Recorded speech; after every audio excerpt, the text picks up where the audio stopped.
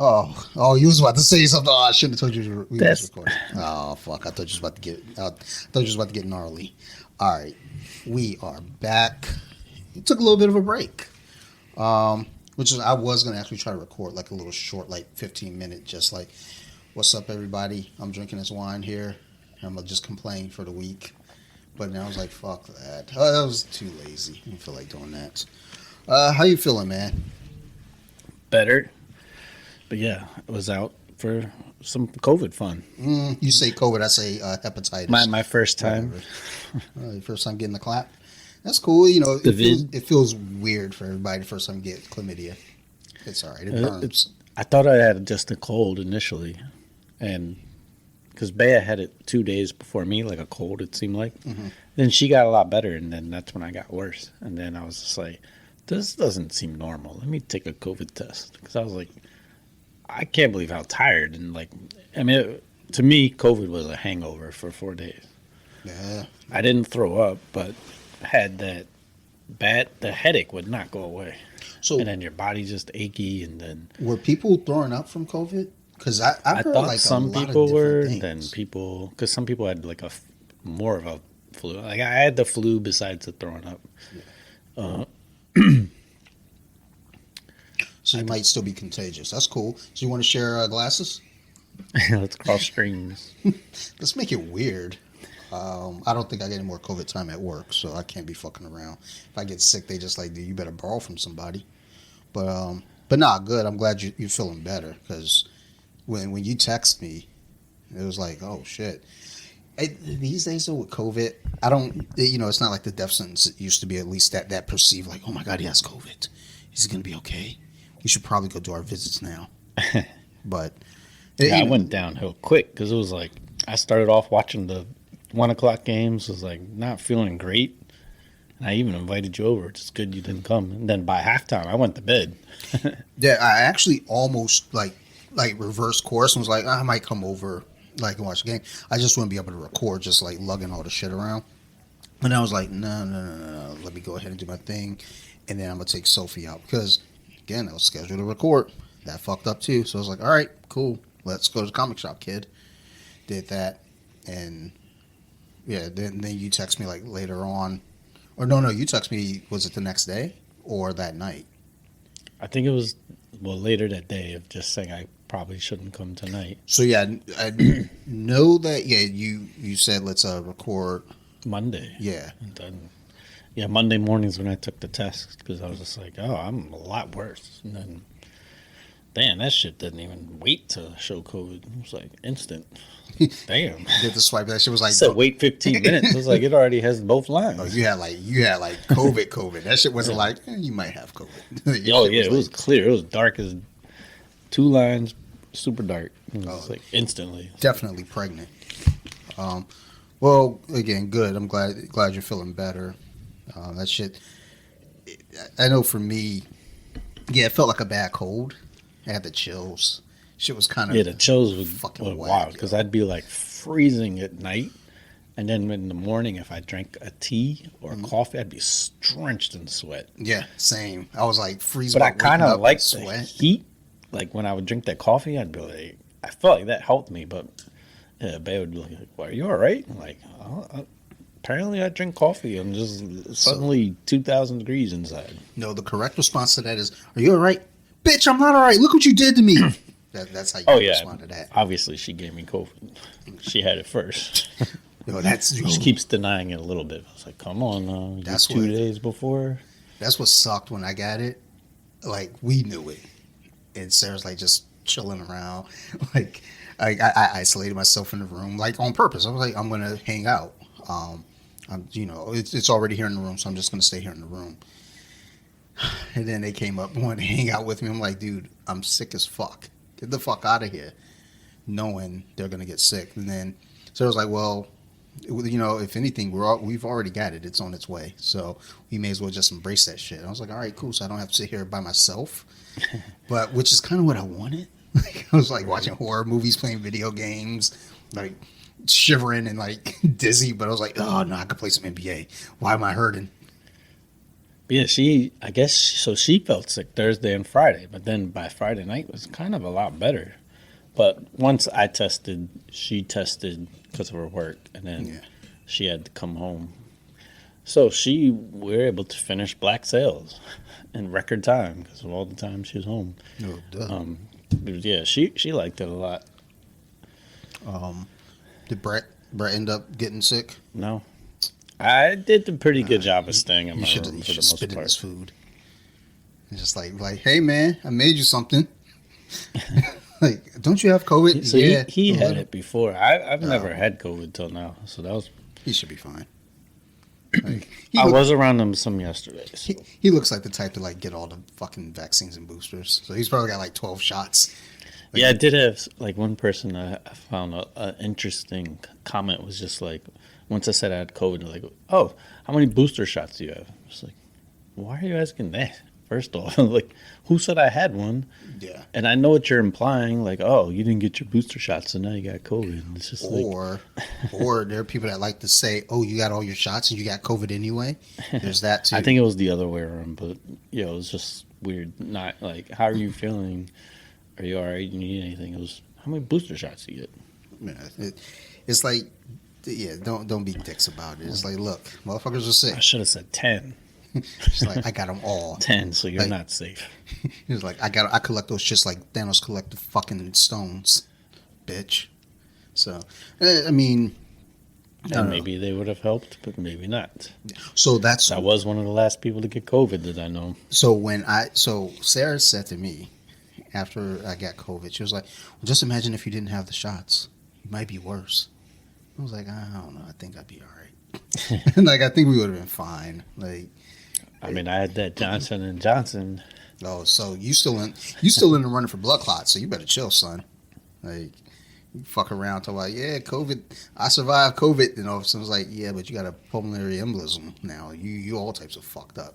That's like the blood clots on your lungs and shit. Shit is whack, yo. I had that joint after I got out the hospital because I wasn't moving around, I guess, for 2 days.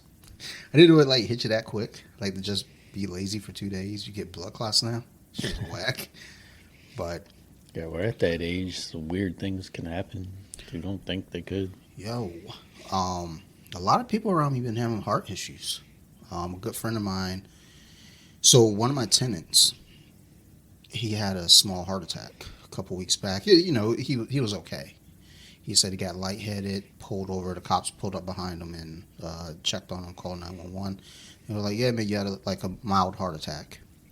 Then a friend of mine, one of their old friends passed to a heart attack. And then a good friend of mine messaged me, was it Saturday morning? I think it was Saturday morning, maybe Sunday morning. Yeah, Saturday morning. I got a message from a friend, a longtime friend, and he says to me, like, yeah, I've been in the hospital since Monday. I had heart failure, which heart failure usually means, like, you're shut off, like, you're done. Here in the U.S., at least, I think over, like, other countries, heart failure means, like, yeah, that's not good. Well, we can bring you back because we got free health care. So, not making fun of, you know, the heart failure, but making fun of our shitty system. But after that, I started, you know, like, kind of making it about me. Started getting worried. I was like, I need to stop eating honey buns. Right. So then I had tacos that night for dinner, though, like tons of them. I was like, I guess this ain't helping. But yeah, don't fuck around with those fucking blood clots, son. Don't have a heart attack. I still have COVID brain a little bit. That might be a I was while, like, son. yeah, I was like, just now I had a thought, and it was like, it's gone. Yeah, dude. I told you I forgot my grandma's phone number, right? Like, Oh, that's the one number I'll always remember. yeah, that's what I thought. That's what I thought until I tried to call her. Because, you know, her number's in my phone, but I dial it out anyway, just, you know, because of habit. And I got the 410-381-4 blank. I was like, oh, shit. And it's an easy number. Very easy. Nope, not that time. Shit was going. Yeah, I called the old apartment place about my security deposit. Sure enough, they sent it to the wrong house. But course. when the lady wrote, when I was there when she wrote our apartment number, she wrote it backwards. And then I corrected her, and she was like, I always do that. Like, I write the stuff backwards. And I was like, okay. And I see her correct it, and it still went to the dang wrong one. Of course it did. Well, you know what it was? She probably corrected it and then thought to herself, oh, I probably wrote it wrong. Yes. Like, Yeah, so when I was asking about security deposit, that word just 2 words, security deposit, went from my head. And I was like, yeah, I was calling to ask about my, then I just said, check. dude. Luckily, they're like, oh, yeah, you're so-and-so. Because whatever, I had called the day before. But yeah, we did end up getting the full amount back plus Nice. about $100. Nice.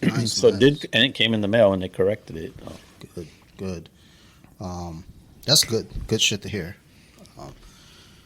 But yeah, that brain fog, that's like my worst fear is like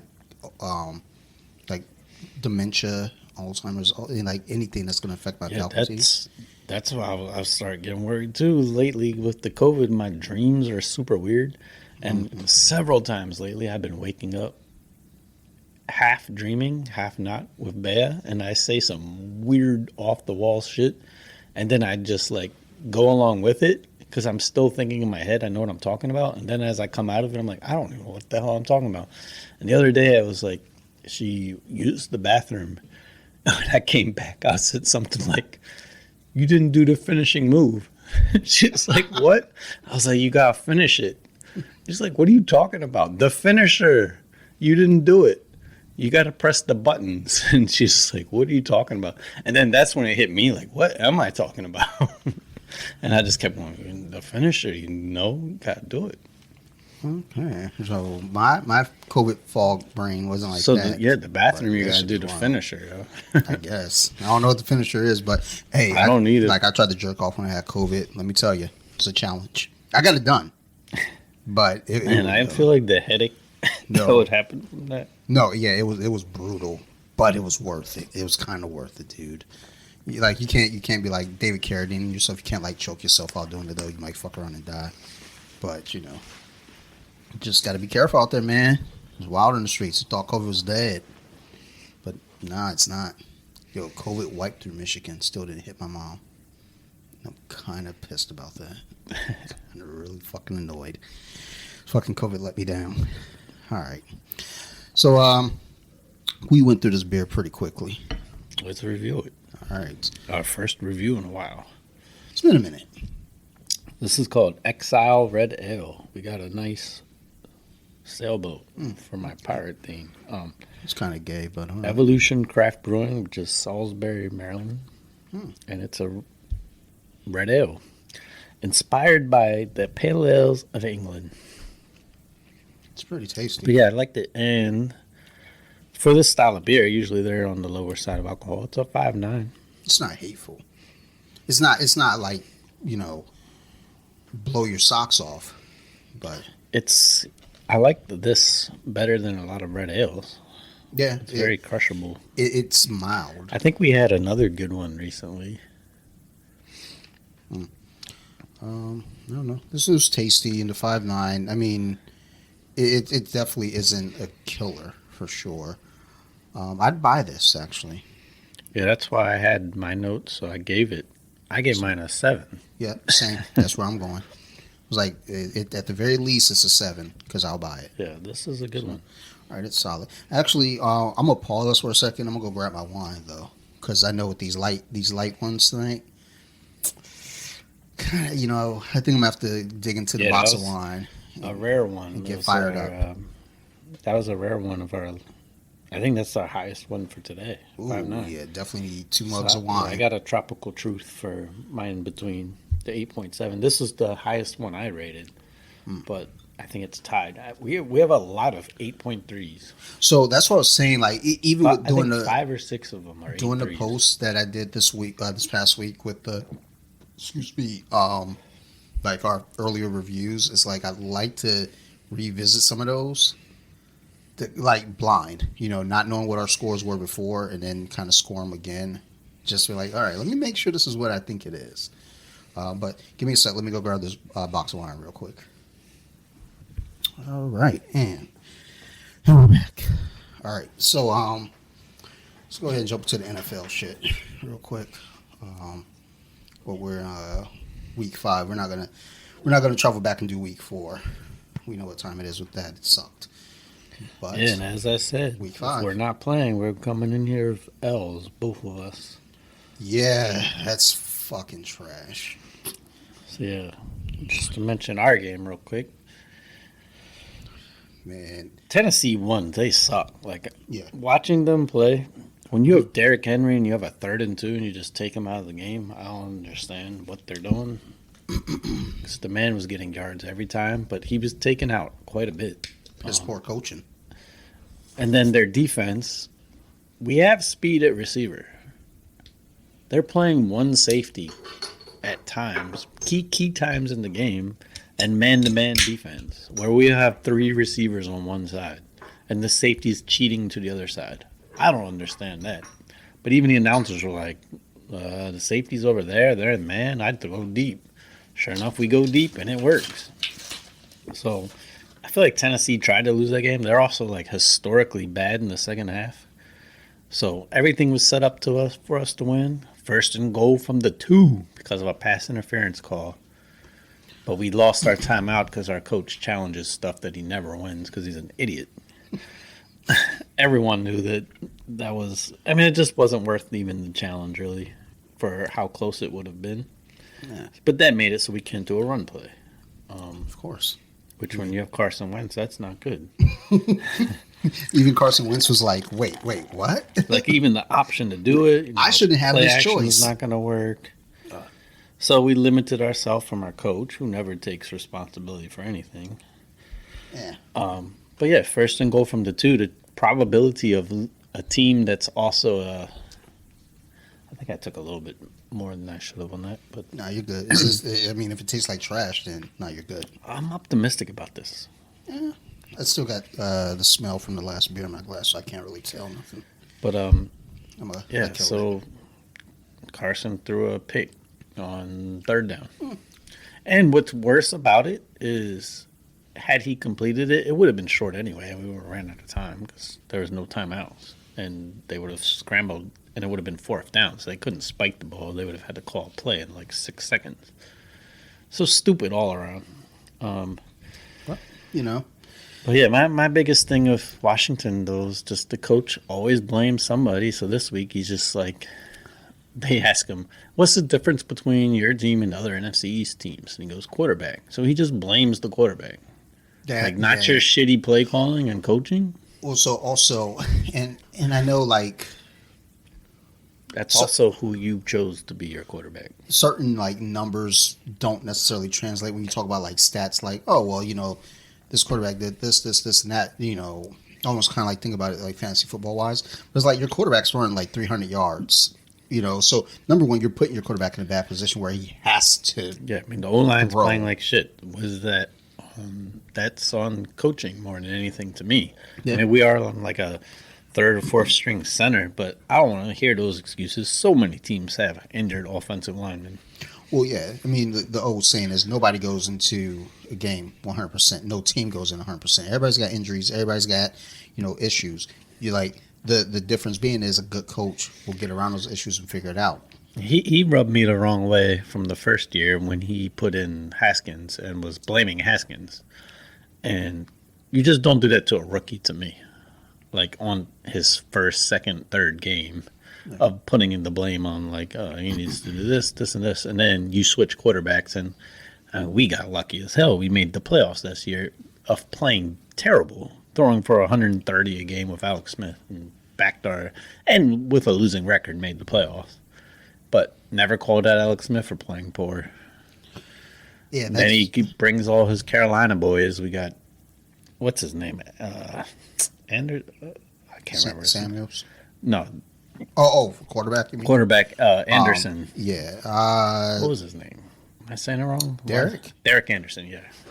Brings in him. He doesn't work out. Tyler Heineke was from Carolina. He doesn't work out. So now you bring in Carson Wentz. So all these excuses of like, yeah, you haven't found your quarterback. But you're choosing them. Those are all your boys. Also, how many quarterbacks do you get? So the thing is, too, it's like... This is year 3. when you look at like, okay, well, you're picking these quarterbacks and they're not working out. And the thing is, you've seen quarterbacks that were seemingly trash go elsewhere and do well. I look, Carson Wentz is not a supreme quarter. He's not elite, Yeah, but he's serviceable. He wasn't gonna make or break your team. So Yeah. there's a lot of other things going on when you have 4 number 1 picks playing on your D line. And granted, they played good against Tennessee, but Tennessee looked like some trash because Montez Sweat hasn't been doing shit, and he was getting in every time. It was like to say, like, well, they're getting on Tennessee. It's like, well, yeah. And So is Tennessee everybody else. looked bad to me. Like, yeah. And I mean, they have no receivers. They got the dude from the Rams a year ago, Woods. Yeah. and he's not a number 1. And then their rookie guy was out. Tannehill looked questionable at best. Tannehill he's looked questionable his whole career, dude. I remember when he got drafted to Miami. Everybody's like, oh, he took some bad he might be sacks. the future. He's not the future. Yeah, apparently, like back when we drafted RG3, that's who something came out this week that's who Shanahan wanted all along. Tannehill. And then he also wanted Russell Wilson that year. The round around when we got Kirk Cousins. I just want to go in on Russell Wilson real quick because that's my fantasy football quarterback. And look, man, I'm not fucking amused. I'm not at all amused with this shit. I'm gonna win this week. I should. I'm not supposed to win this week. Like I'm playing my one friend Manuel, and he even messaged me. He was like, "Good win." I was like, "Dude, I'm not supposed to win this game. There's no way I was supposed to win that game." Like my entire team was trash, but I got lucky with dude out of New England blowing up. Who else? Jefferson finally came back and had another big game. Then one other player went off late. Oh, Alvin Kamara. Like, he went off, like, late in the game. But I was like, okay, cool. Like, I wasn't supposed to win that game. Like, based off what they had been doing all year, I was supposed to score 80 at best. And, Russell Wilson ain't helping. I got big feelings. Looking bad. He's the most overpaid player in the league right now. Yeah. Yeah. But, I mean, it does take some time. But, yeah, I mean, his just all the stuff coming out of his cheese ballness. It's crazy. Like, he's a hard... I mean, even in Seattle, he wasn't super popular. No. And they won a Super Bowl with him. I mean, I remember the crowd cheering Geno when he first came in the first time for him. Yeah. And I think it's just because he's just got one of those personalities that's not likable. I wonder, that's weird because, he's married to Sierra. She's pretty. And it's like, wow, really? That's weird.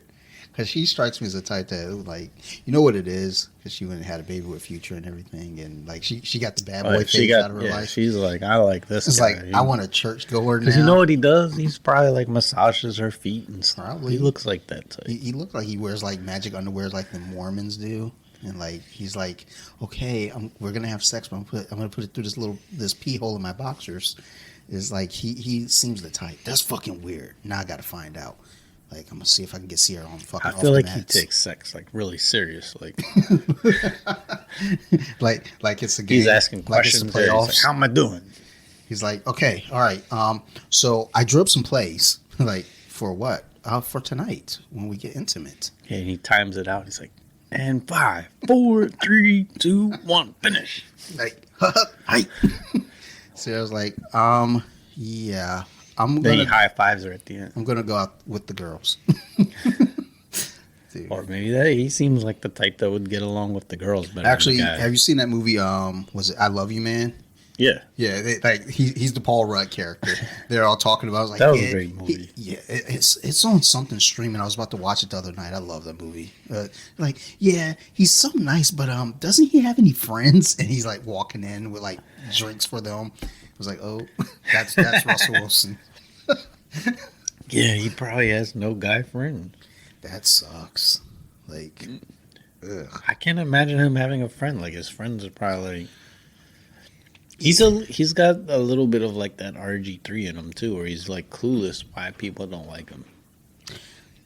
But I think it's like being on this pedestal that you are in a certain spot where you've been here like so long, you don't understand. It was like I sent Sarah this video. I might have sent. I don't think I sent it to you, but it was like someone talking about like behavior, like rich people behaviors, and it's someone reading all these like tweets or messages or emails or whatever the fuck, and the people are talking about experiences. Like the one girl was saying, like, you know, basically how oblivious these rich kids are because they grew up in it. So they don't know, like, oh, you go to the store and you just start buying shit, not looking at price tags, which, oh, that's a weird flex.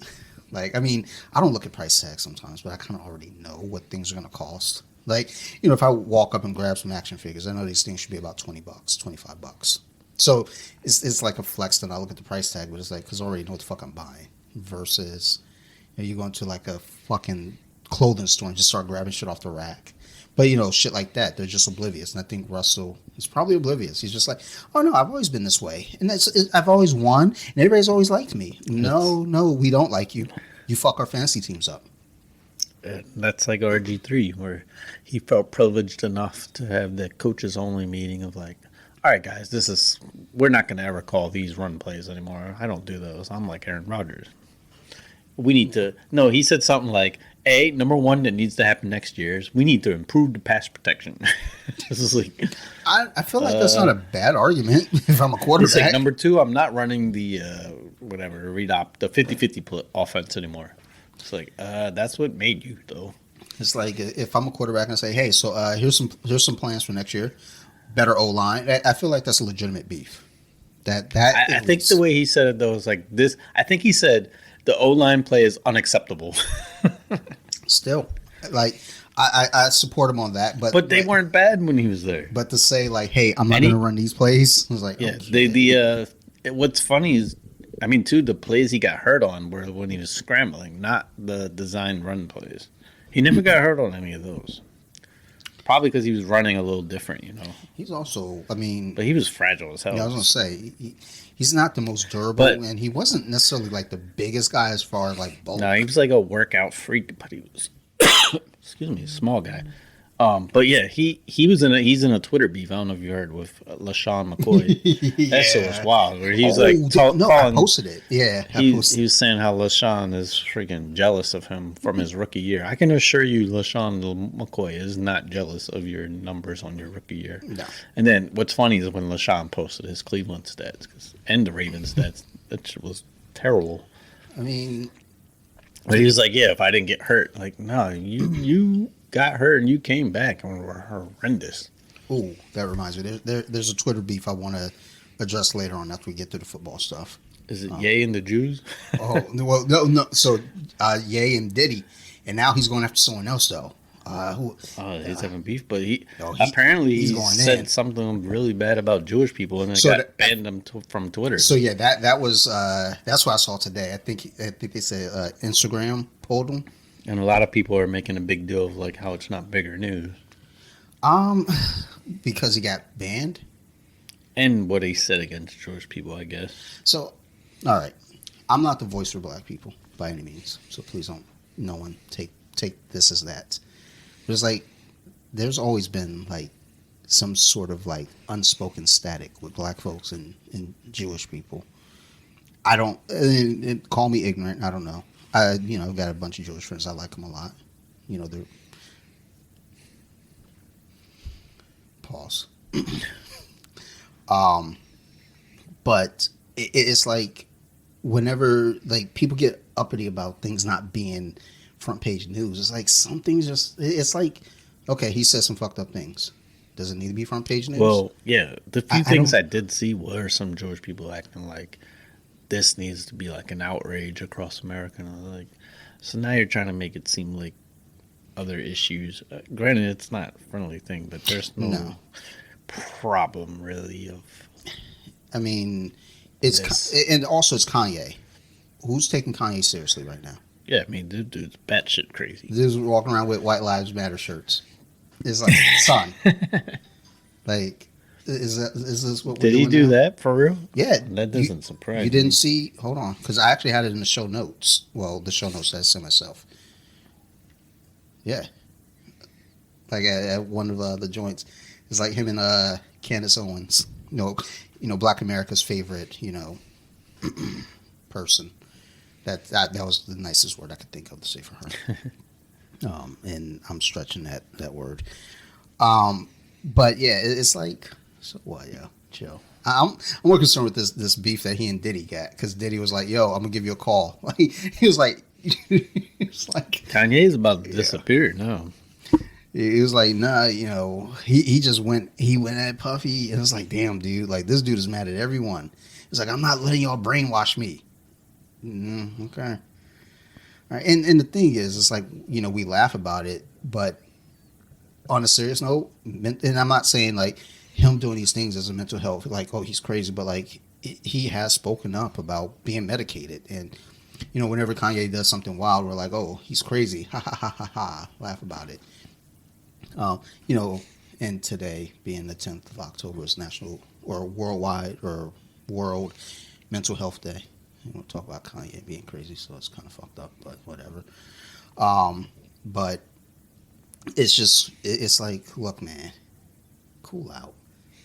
Like, but he's always been kind of that guy, even beforehand. I don't know if you remember him on the episode of Punk'd, when they rolled up on him doing the Jesus Walks video. And they're like, yeah, this area's been condemned or closed off, or whatever. Yeah, we got to seize your footage and da-da-da. And he grabbed the footage, jumped in the car, and sped off. And Ashton's like trying to chase him. I'm like, yo, Kanye, chill. It's just a prank. It's just a prank. And he was like, nope, fuck y'all. Like, he's always been a wild dude. But you know what? That's okay. Because as long as the music stays fun, I'm in. I don't know. I haven't really heard a Kanye album that I've been in love with in a while. But I heard he was also saying he posted some song or something where it was dissing Drake. Which I like that. That's not the problem. Yeah, I feel like everyone should diss Drake. Yeah, my grandma should be dissing Drake. Like, fuck that dude. No, that's fucked up too. He seems like a nice guy. Like, Drake's the kind of guy. He seems annoying as hell. Oh, I'm sure he's annoying, but he seems like a nice guy in the sense of like, he's not problematic. He's just annoying. Like, let him show up, and cheer for your sports team because they're going to lose. If he puts money on your team, he does seem like a good guy to be friends with, where you just use him to get drinks and stuff, and just high five him a little bit. That's why I'm saying it. So maybe he hears it and wants to hang out with us. Like, yo, I like Toronto too. I love Toronto. Toronto is the best everything in the world. What do they do in Toronto? Baseball, hockey, basketball. Yeah, they're good. I think they got like a Canada football team, CFL team. I would have loved to see him like when he trying to high five Kawhi that year, because Kawhi I feel like just wouldn't have it. Just look at him like, no, like get the fuck away from me. Yeah, get the fuck out of here. I hate when people text me like mad hours later. Sorry, I was doing these things and that thing. I don't care. Like, I don't even know how to text this person. Fuck out of my face. Hope they listen too. I'm pretty certain they don't listen. If this person listens to this podcast, then that's like, wow, they're a wild person. How would they not listen to this? Need beer information. I think we are we are an acquired taste. For sure. Like, we're not for everyone.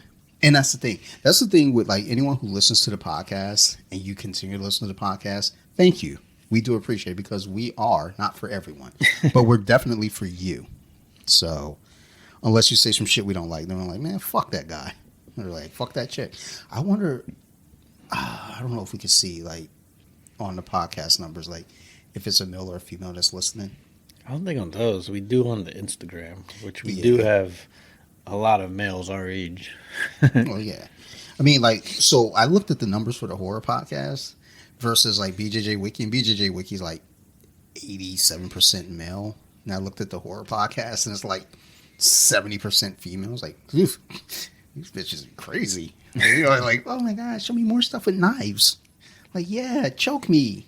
Fucking weirdo. But hey, call me. But yeah, that's all I had to say about Twitter beefs. Was like Kanye. I want to see Kanye and Puffy fight. I want to see him fight on that. If Kanye disappears, we know who shot Tupac and Biggie then. Hey, I mean, I don't know nothing. We don't know nothing. Don't come for us. Yeah, Steve, now Puffy seems, yeah. he People seem seems. scared of him. So you ever see that one post? It was years ago. The show Empire with Terrence Howard, and Puffy tried to sue, saying like, "Yo, like they are, stole this ideal from my life story." Da da da da da. I was like, and people were like, "Oh, really?" So they start putting the parallels together. I was like, now in the finale though, he killed his best friend. Huh? Then it got quiet. It's like, oh, okay, yeah, shut the fuck up, Puffy. Does he still? I miss making the band. I haven't heard Puffy. Does Puffy even make music? I don't know. Does he even still own Bad Boy? Like, does Bad Boy have artists? I don't. No, I think Snoop owns it now. I'm pretty. I think I heard Snoop owns Death Row, which was, he thought was funny. So no. Death Row, Hasbro, like board games and toys, they own Death Row.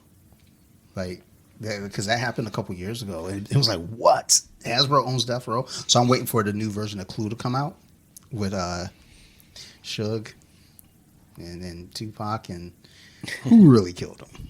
And then was it Dre? No. Was it? Oh, let's go over here and get some Bad Boy guys in here. Was it Biggie? No. Was it Suge? Yep. Hey, Suge, if you hear this, dog, my bad. I'm just joking. But I know you're in prison, punk. Oh, wait, he got shooters, though. Never mind, I'm just joking. But Steve don't believe y'all. He said you and Puffy be out there shooting motherfuckers. So get him. Suge is still alive. Damn. What's that? He's still alive. Yeah, he got. I think he ran somebody over with his truck, and that's what got him in prison. Of all the things, like, come on, son, all the shit that he ain't done, hanging Vanilla Ice over the fucking balcony, they ain't put him in jail for that. That funded Death Row, getting the royalties for Ice Ice Baby or something. That's fucking bananas. But hey, you got to start somewhere. I don't know. Yeah, the rap industry back then was wild. Yeah, it was legit the Wild West.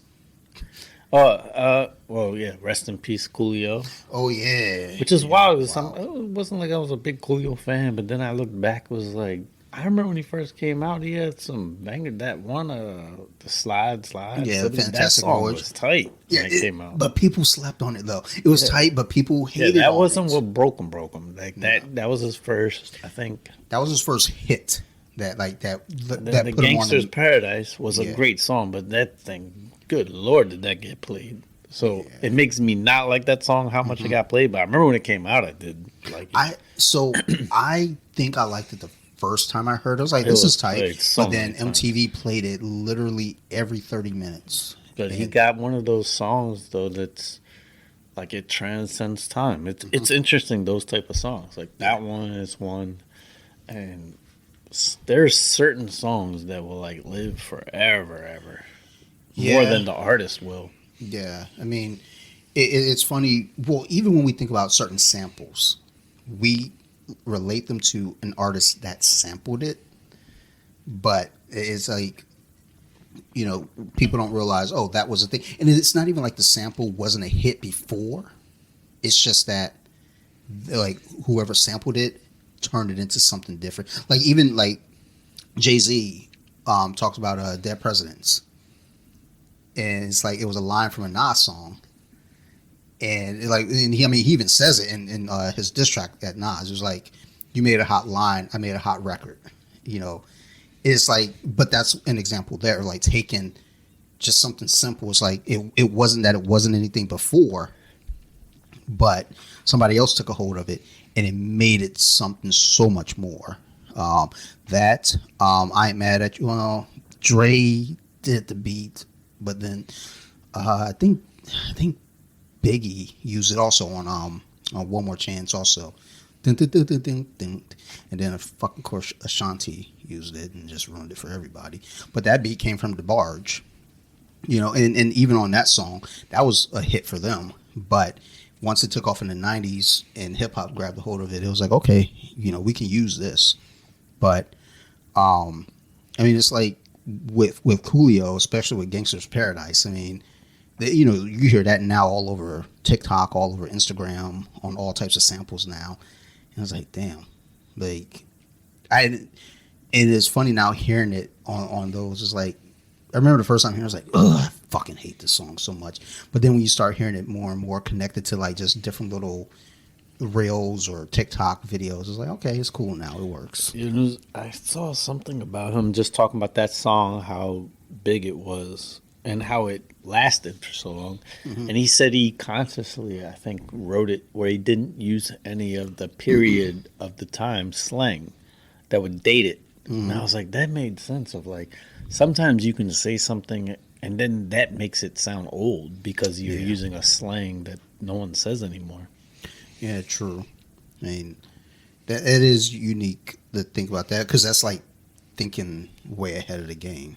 Like when you look at like when people talk about like wedding gowns and it's timeless. I remember hearing, I was like, what the fuck does that mean?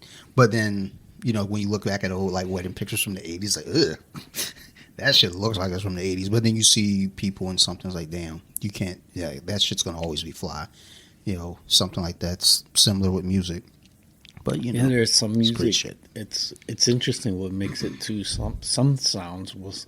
I remember some songs I love, and now when I hear it, I'm like, oh, that does sound dated. But then there's still certain songs that can still rock today. That like doesn't sound dated. So, off the top of your head, 3 songs, just any 3 that you can hear like the beginning part of it. Like a mainstream, like mainstream-ish song that you can hear like the beginning part, let's say even just 3 seconds of it, and it's a go. Yeah, I could think of a few. I mean, one I'm a fan, but "Jump Around" never aged. No, that's no. That's like one of those transcendent songs. But that's also one of those songs too. That's still relevant now because I mean it's more arena rock because you can watch any fight, any sporting event. As soon as you hear those horns, yeah, you know what time it is. It surprisingly doesn't sound that aged like some of the '90s hip hop. No, because it's just a unique beat, so it doesn't sound like. So some of the old hip hop where it's like do do do do do do do do. Well, that was also back, earlier days where you're still going like 8 bars. Yeah, it's like so that one for hip hop. We got Jump Around. That White Stripe song that the Ravens use. Oh, yeah, that's true. As soon as that plays, everyone likes that shit. Boom, boom. And actually, that's been played up. White Stripes actually have quite a few of those that you don't know it until you hear it, and you're like, "Oh shit, that's the White Stripes." I didn't know that either. But like, yeah, that song is still rocking. Seven Nation Army, you hear that shit, and it's like, oh, that shit does something to you too. Yeah, it's like, I remember the first time I brought a drum machine. It had a bass sound that sounded like that. That was the first thing I was playing. I was like, dum dum dum dum dum dum. It's funny because I'm pretty sure I hear that at other events, but the Ravens. Oh yeah, it's not just the Ravens. But the Ravens claim it. Yeah, they claim it's theirs. Like, oh, that's ours. Bitch, shut up. Jack White's from Detroit. Fuck out of here. That's ours. He seems like a good dude. I've come across some things with him. Yeah. And just various other artists I like, and like, I mean, he supports some things. He seems like a good dude. But yeah, that band was just him and his sister, right? Yeah. So I don't know. Is it his sister? Because there was always it was weird. Like, is it I'm pretty sure it's his sister. Maybe it's his stepsister. I don't. Yeah, but I think he continues. I don't know. Maybe she went and had a family or something. Yeah, I think she's done. I think it's just him solo right now, doing just projects on his own, which is cool. And then one more. Let's see, something that doesn't age. Well, even just something even if you just hear the beginning part and you know what it is, you hear like 3 seconds of it, it's go time. Then we're gonna go Enter Sandman. Those drums. Oh, yeah. Oh, I didn't even think of that one. That goddamn dude. So I mean, even on that, you go Guns N' Roses, "Sweet Child of Mine." As soon as that guitar starts, I was like, "Oh, I know what this is." I think there's a few Guns N' Roses. Like, I mean, even Def Leppard with fucking "Pour Some Sugar on Me." Like, They start off as soon as you hear that, it's like, oh, I know what this is. Like we already know. Let's go. Um, let's see. As much as I fucking hated the song, I don't know if this is really even relevant though to this date. I think our generation would know it, but like Pearl Jam's Jeremy, when you hear that bass kind of come in, it's like do do do do do do do. It's like, oh, okay. I don't like the song, but I know what it is because MTV made us appreciate music we didn't want to hear because they played so fucking much. But I mean, hip hop wise, I mean, I'm always gonna lean on Shook Ones. As soon as you hear that startup, it's like, yep, we know what this is. I don't need that many seconds. All I need is one. Funny enough, I mean, and I'm probably super biased because I'm a Mariah Carey fan, but the beginning of Fantasy with Old Dirty, because like the original one started with like this little like chimey sound. It's cutesy and everything is fun, but the one with Old Dirty on it, it started way different. And as soon as you hear that, you hear her kind of harmonizing. It's like, uh-oh, like where's Old Dirty? Oh, here he is. Let's go. But there's just certain songs you don't there's some need songs much. that will be played forever. Oh yeah, like Jump Around's gonna be played at every freaking sporting event. and you know what else is For going to be played years. for years? All I Want for Christmas Is You. Yo, No, that's that time of unfortunate year. though too. I have that album. I can't remember. Someone bought that for me for Christmas, and Enter Sandman will be an arena jam forever. yeah, yep, Seven Nation Army will. yep. I mean, those three obviously, you know, and it's more so off, you know, arena rock. I think I had mentioned that once to Sarah. We were talking about, I can't remember what song. There was another song, and she was like, "That's not arena rock." And I was like, "Bitch, how many arenas have you ever been into?" I can't remember what song it was though. And it's funny. I think a lot of college teams have a tradition with one of those songs. I'm not sure if Seven Nation Army. Is it Virginia Tech? I think comes out to Enter Sandman. That shit is hard. Whatever team, I'm pretty sure it's Virginia Tech. They come out to that. I feel like Wisconsin does the jump around thing on the third quarter, or it's halfway through the third quarter, and the entire stadium jumps, which is crazy. That's like 70,000 people. tons of white people up there, of course. That's a big tradition. I feel like Seven Nation Army. Yeah, I mean, it's got to be. I think they're someone's. used by several teams. Yeah. I think one of them is a big team too. But yeah, I feel like the NFL Ravens took that claim. That I mean, definitely Ravens fans think that's their song. Well, I mean, to be fair, we hear it because we've been at the game, so we hear it there the most anyway. But I'm sure it's played at all the other fucking stadiums too. We're just not there to hear it. When did that even start in the stadium though? Because that song's been out for a while, but Yeah. I didn't start hearing it until what I want to say maybe. What are you? We're in Yeah, 2012. see, that's one of those songs. I bet someone. I wouldn't say 10 years ago, but it's within the 10-year window. I want to say 8 years or so. Yeah, if you go to a Ravens game, you're gonna hear that song a lot. Yeah. Well, it's not even a song. You're just going to hear the fans chanting it too. So Which they won a big game. Oh yeah, we never finished our NFL. Didn't fuck get very those far. guys. But yeah, that was a big win for them because Joe Burrow had been owning them. Did the kicker win though? I can't like. Tucker won the game. Was that because I know they're showing like again, you know, a instant replay of a kick and it's going over and it's like, huh, that feels familiar. Yeah, so I think Cincinnati took the lead late. I actually fell asleep during the game. I turned it The off. COVID sleepiness. But yeah, I wake up and I'm like, oh shit, yo, this is a close game, and Lamar took them down right away. And I was thinking about this as much as I hate on Justin Tucker, and he was funny in the interview after the game of just like, you know, I mean, one giving credit just what a field goal kicker is. You got to have the snap, you got to have the hold, but he's made something like 40 in a row, fourth quarter, freaking field goals to win the game. Not to win the game, but in the fourth quarter. And it's like, and they've been deep. And that was not like a super close one, but Was it like 47? He won the game, and that's probably the best kicker, and the second best kicker might be on Cincinnati. So they have like a little bit of a feud being division rivals. He's still young. Yeah, he's still young, but he can he relax. hit a lot of game winners that first year. He can relax, though. But I was thinking about Tucker. I was like, he is definitely a lock to be Hall of Fame first year eligible. Yeah, Like, I agree. easily, he will be. Ooh, He's going to be the best. Different.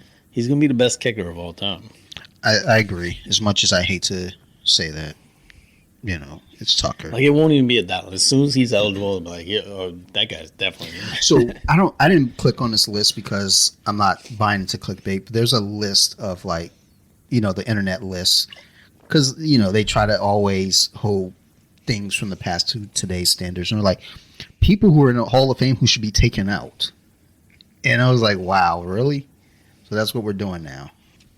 Troy Aikman. Yeah, he's fucking trash too. Yeah, that that guy that came up on a TikTok, I think, when they were talking about like most overrated Hall of Fame quarterbacks, and his name came up, and it was like, you start thinking about it. He's not won MVP. No, he didn't lead the league in touchdowns or yardage or anything. It wasn't even close. I think the other thing was like he was never like an All-Pro. So first, second, or third team. Jesus, he didn't even get third. And to me, like I said, grandfather got third. A Hall of Famer needs to be elite, not just because he won championships on a good team. So that's because what Emmitt Smith killed it. Emmitt Smith has records. Emmitt Smith was up there and everything. Michael Irvin was. Well, that's what always gets me when Dan Marino's name comes up, and especially for the time before the Peyton Mannings and Tom Brady's and whatnot. But people weren't really given. I guess he was getting credit, but people are like, yeah, but he didn't win a Super Bowl. And it's like, yeah, but he was carrying a fucking team by himself. Yeah, that's a silly argument too, because it is a team game, and like Trent Dilfer won a Super Bowl. Well, that's always my argument. It's like so Brad Johnson, in the Hall of Fame. Brad Johnson, Trent Dilfer have won Super Bowls. It's like, yeah, should they be in? And then where Lamar has some haters, but Lamar won an MVP. And to me, if you win an MVP, you're pretty much close to being a Hall of Famer, as long as you don't have like one good year and then the rest terrible. Because that's such a hard award to win. Well, that's the thing too. What they're saying is, you're the MVP. Is like without you, this team was not going to be shit. And that's the highest award of how many players in the NFL that you just won. Yeah. That's harder to win than a Super Bowl. Yeah, I mean, fucking Keenan McCardle had a fucking Super Bowl ring before he won one with the Bucks. He was on the Redskins back in when they won in '92. So I mean, it's like, yeah, motherfuckers be getting Super Bowl rings. Don't mean nothing. I think don't the Towel Boys get like Super Bowl rings, like some bullshit. I think like just people be getting rings. It's like, oh yeah, you were there that day. Here's a ring. Oh, you got season tickets? Here's a ring for you too. Everybody be getting rings. Carson Wentz got a Super Bowl ring. He hates that Super Bowl ring though. Of course, because he didn't win that shit. My man Nick Foles, son. Now that's my MVP is Nick Foles. Hey, he came through when it counted. He won the Super Bowl MVP that year, right? I feel like he did. He showed me did the Philly special. He was receiving touchdowns. Oh, okay. You said the Philly special. I was thinking something else. You know who just did the Philly special? Zach Wilson. I was gonna say not what's his name? Not Wentz. He did a different Philly special. Like Zach he Wilson helped them win. Zach Wilson. Zach Wilson caught a touchdown. I'm proud of that kid. I'm really proud of him. Yo, the Jets are 3-2. Yeah. Let's pull up the records real quick. Let's pull up where everybody's at. Breece Hall, their rookie, he had 97 rushing, 100 receiving. It's kind of rude they used Michael Carter to get all the touchdowns, but it's fine. Too bad he couldn't get 100 rushing. Oh, well. No double bonus. Just doing some roundup real quick of this past week.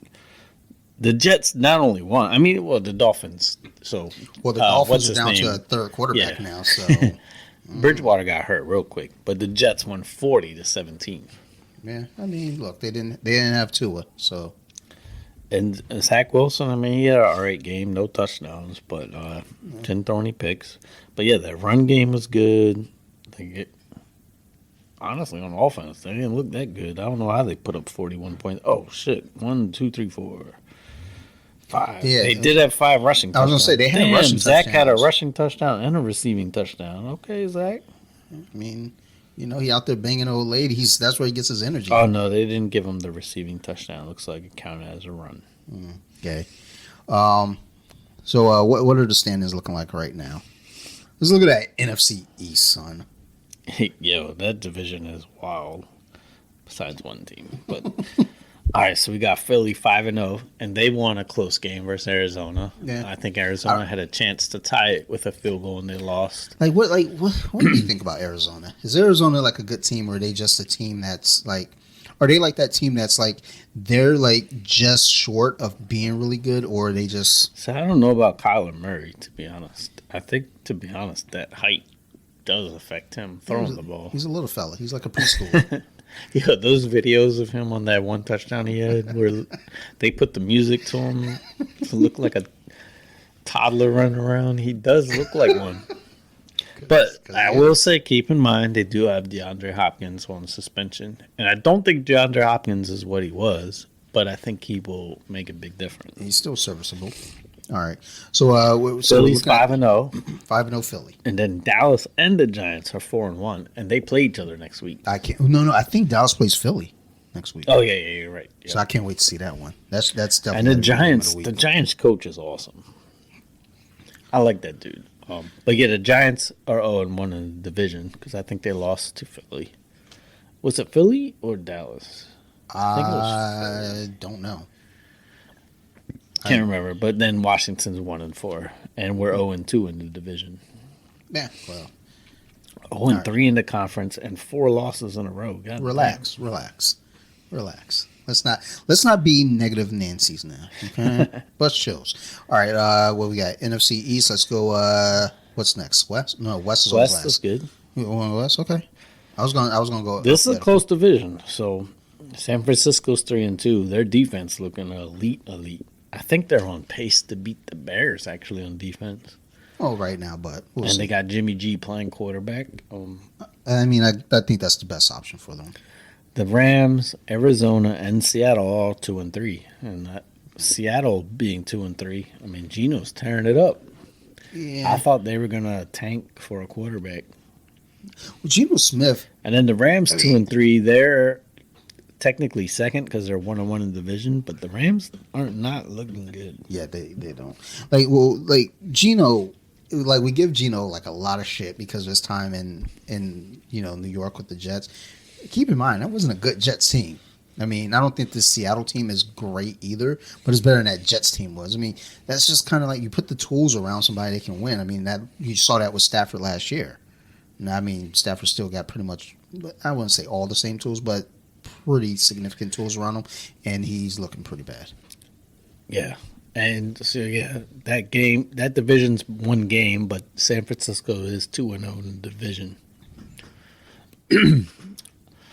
Let's go to the North. All right. NFC. Yeah. I'm excited about this team. I want to see them do well. But Minnesota is 4-1. And last year they lost freaking like 8 games by 1 score. And at the 2-minute warning. And these games this year is the same situation, but they're winning them. Yeah, Kirk has come back at the end, put them ahead, and they've barely held on.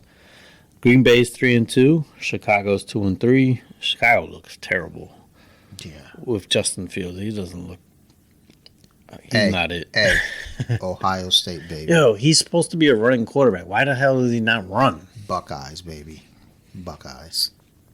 Fuck them. I don't know why they don't. Is he not a running quarterback? Because he barely runs. You're just saying it because he's black. No, the reason why is because in Madden, I like to pick a rookie, or not a rookie even, but just someone, instead of creating my own player, because it's too much of a glitch to do that now. I made myself Justin Fields and just changed the name to mine. His scrambling's high. His speed is high. Because they assume, hey, he's black. Yo. I got to bring this up real quick. I don't know what this is, but But I've played as Washington in Madden and made the rookie Sam Howell changed his name to my name, whatever. Didn't change anything else. He's not a good quarterback in Madden because he's a fifth round draft pick. I'm not playing with Carson Wentz. Tom Brady was a 6th round quarterback. Relax. Washington, I'm my first year ever playing Madden with Washington with him as my quarterback, Sam Howell, 65 overall, something like that. It's generous. I win the division, 12 wins. For funsies, I blankly picked. Let me pick a team, Detroit. Okay. Why the hell does it make me fumble the ball all the time?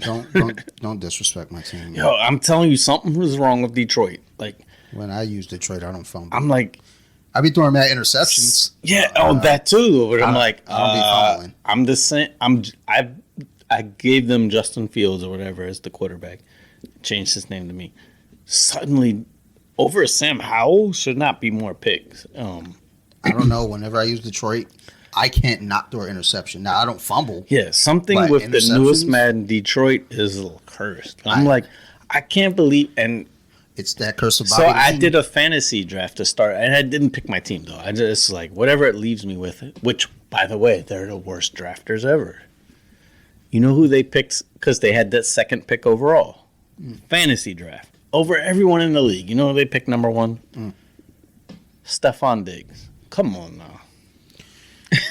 All right, so I was like, this is my best player, I mean, he's a good receiver, but he's...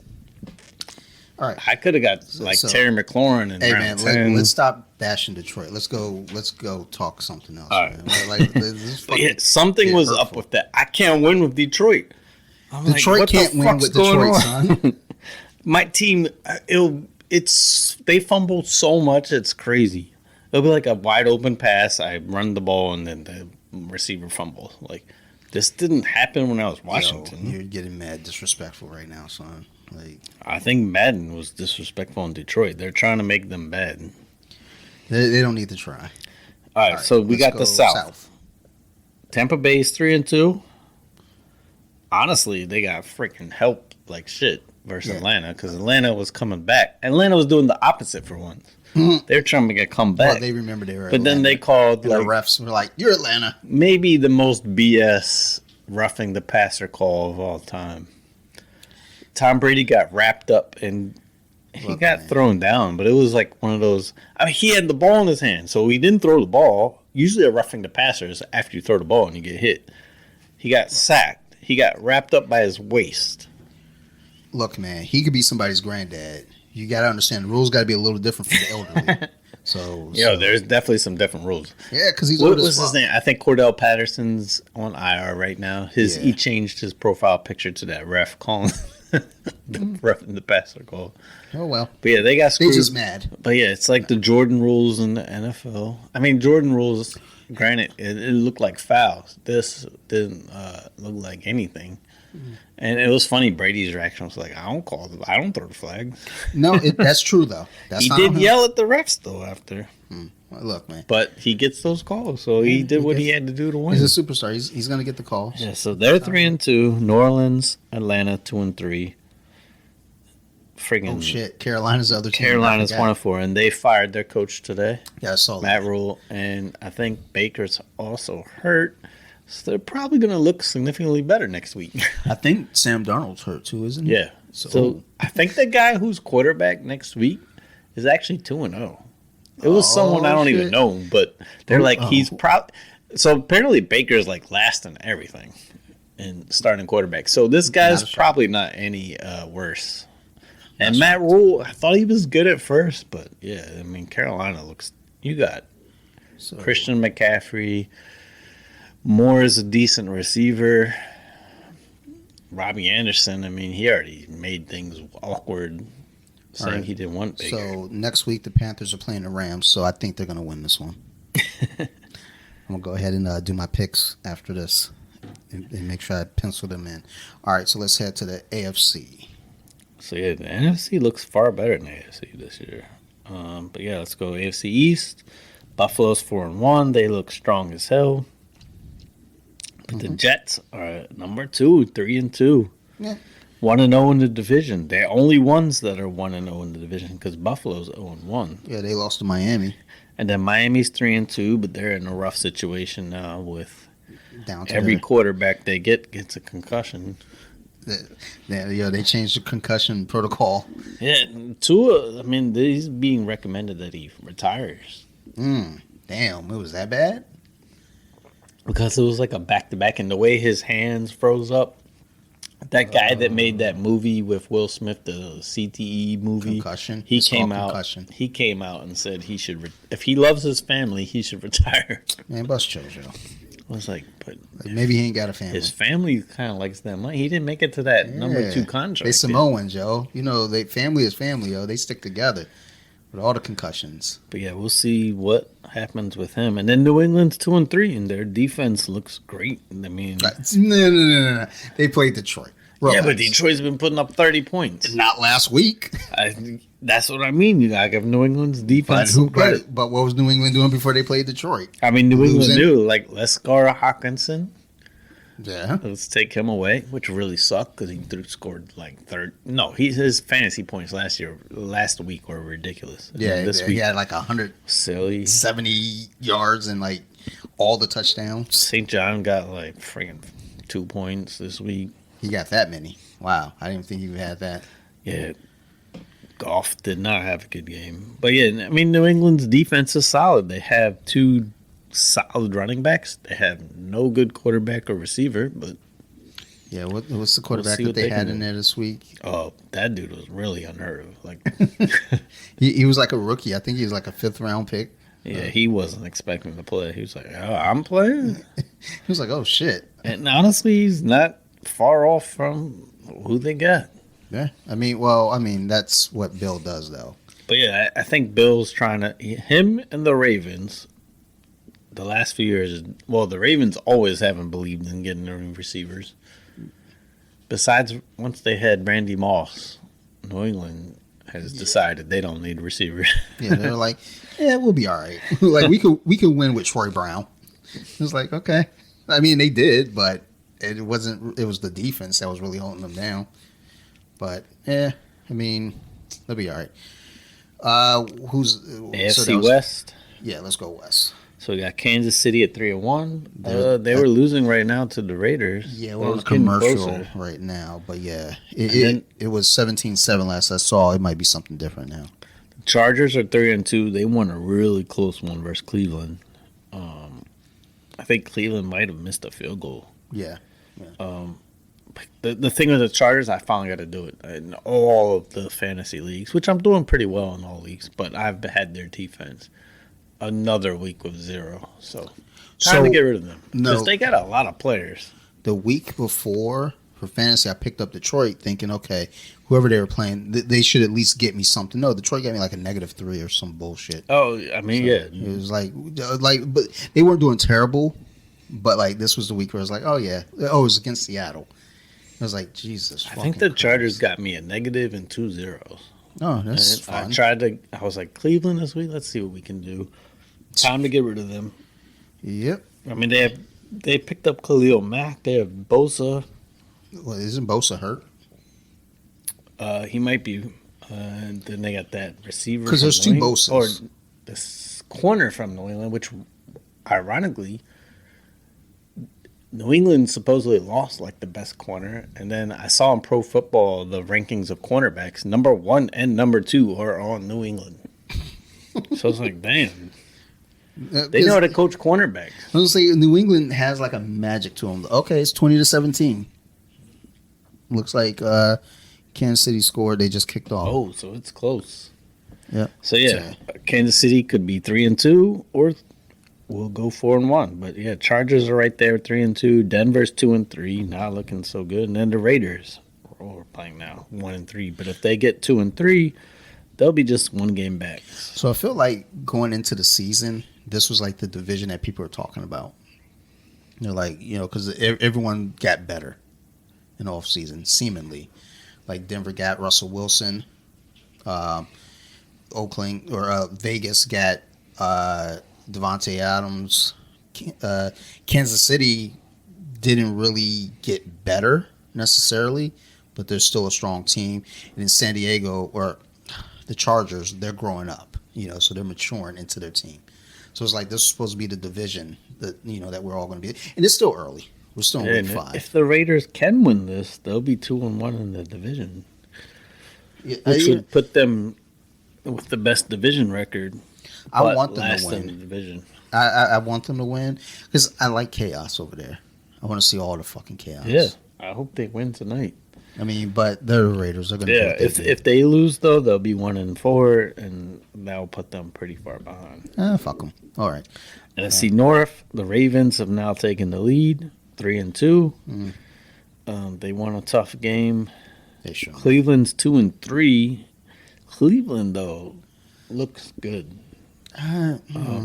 If they get Deshaun Watson in there in the playoff contention, they're going to be trouble. I don't know. I don't feel like they look good. I just feel like they're playing hard. Well, their run game is beast. Well, yeah. I mean, Chubb is terrible. But that's what I'm saying. It's like they're playing hard. I mean, that run game is what's playing hard for them. Like the rest of the team's kind of like, eh. But yeah, both the Ravens and Cleveland are 1-0 in the division. If they play each other, I think that could be a wild game. Cincinnati is 2-3. They will eventually. Struggling, but they're 0-2 in the division. And then Pittsburgh's 1-4. Pittsburgh looks kind of rough with their quarterback situation. They look rough, but they put up a stat yesterday. Pittsburgh, whenever their rookie quarterbacks since whenever their first start, they're 4-18, like since whatever year, like whenever a rookie quarterback gets their first start. Like Pickens, is his name. I mean, he doesn't look terrible. I mean, he's a rookie, so I mean, Kenny Pickett, and then they got George Pickens, the receiver. Yeah, Pickett and Pickens. Look, they should have a tight connection, but I mean, he's a rookie, but I mean, he doesn't look terrible, but I mean, he's a rookie. He's going to have growing pains. I mean, Tomlin is a good coach, as is Harbaugh and Belichick. I think those are the 3 best coaches in the league, like just as pure coaching and making the best of a bad situation. I think Tomlin will figure something out and try to dumb this down. He's never had a losing record, so we'll see. Looks like Mitch is done, though. Well, he was done anyway. He's never thrown a pick 6, though, so keep that in mind. He threw a lot of picks, though. Yeah, but not a pick 6. Pickens. Pickett to Pickens. And then we got the AFC South. Tennessee is 3-2. The Colts are 2-1. Jacksonville 2-3. And then Houston 1-3-1, which I believe Houston just beat Jacksonville. Yeah. So Jacksonville could have been 3-2. Well, yeah, Jacksonville was leading the division the week before. They were number 1. And I was like, oh shit, look at them. Yeah, they dropped to number 3. Oh well. And then the Colts, if they didn't have Matt Ryan, would be all right.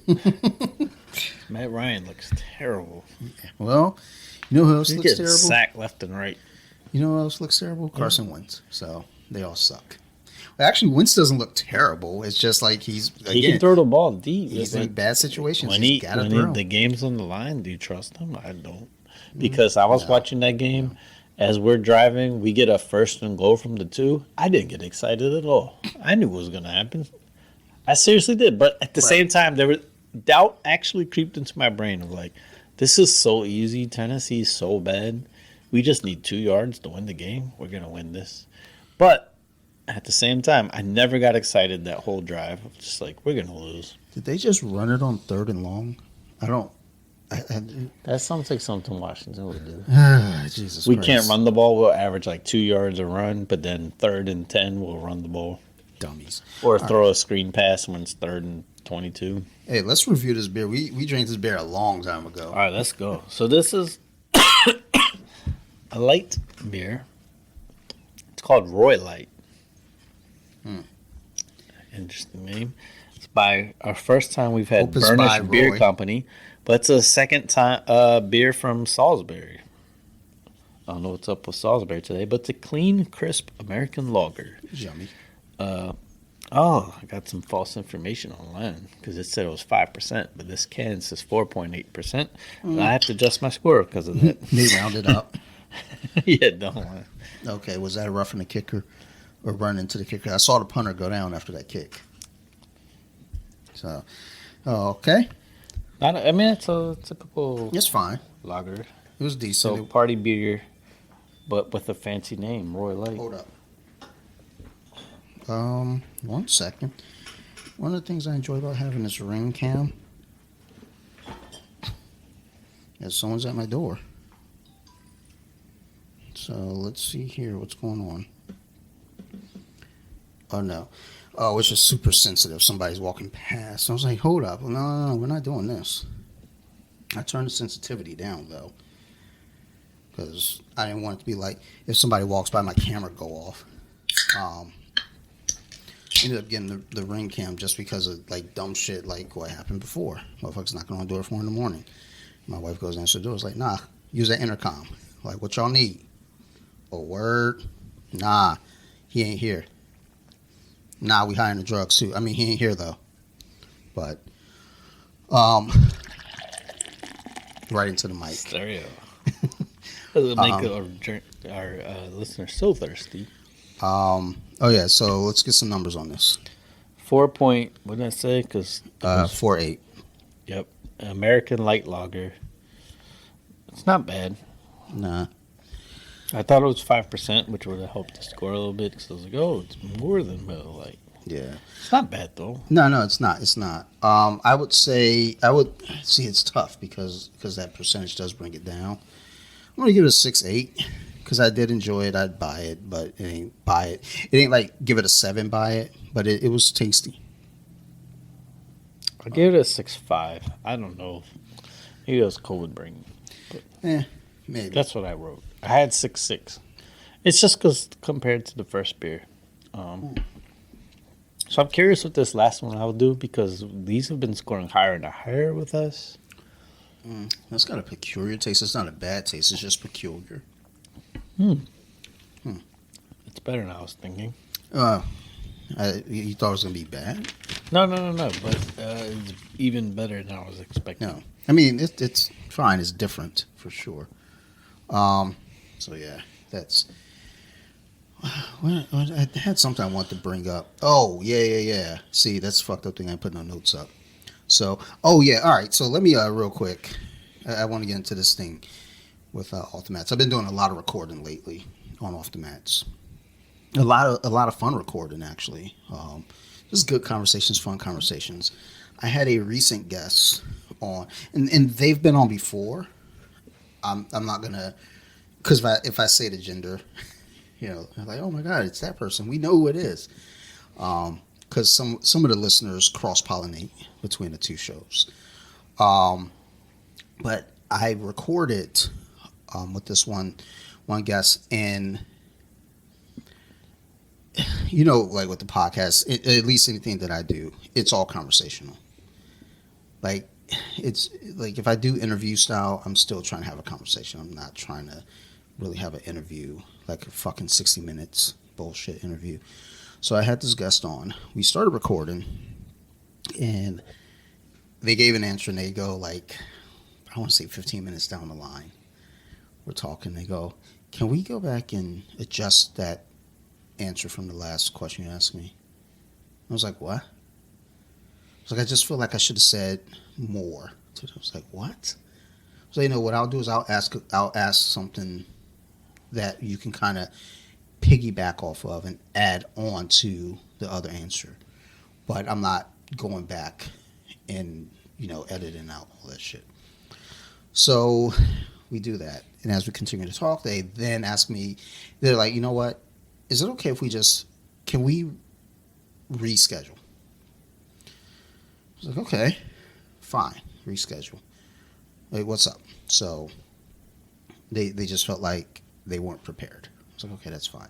It's a conversation, but whatever. So fast forward to a week later. This guest and I record a week later. And I'm like, okay, cool. Now, they put on Instagram that they're going to be on the podcast. So they're like, ask me questions. So she gets all these questions, and I took down some of the questions.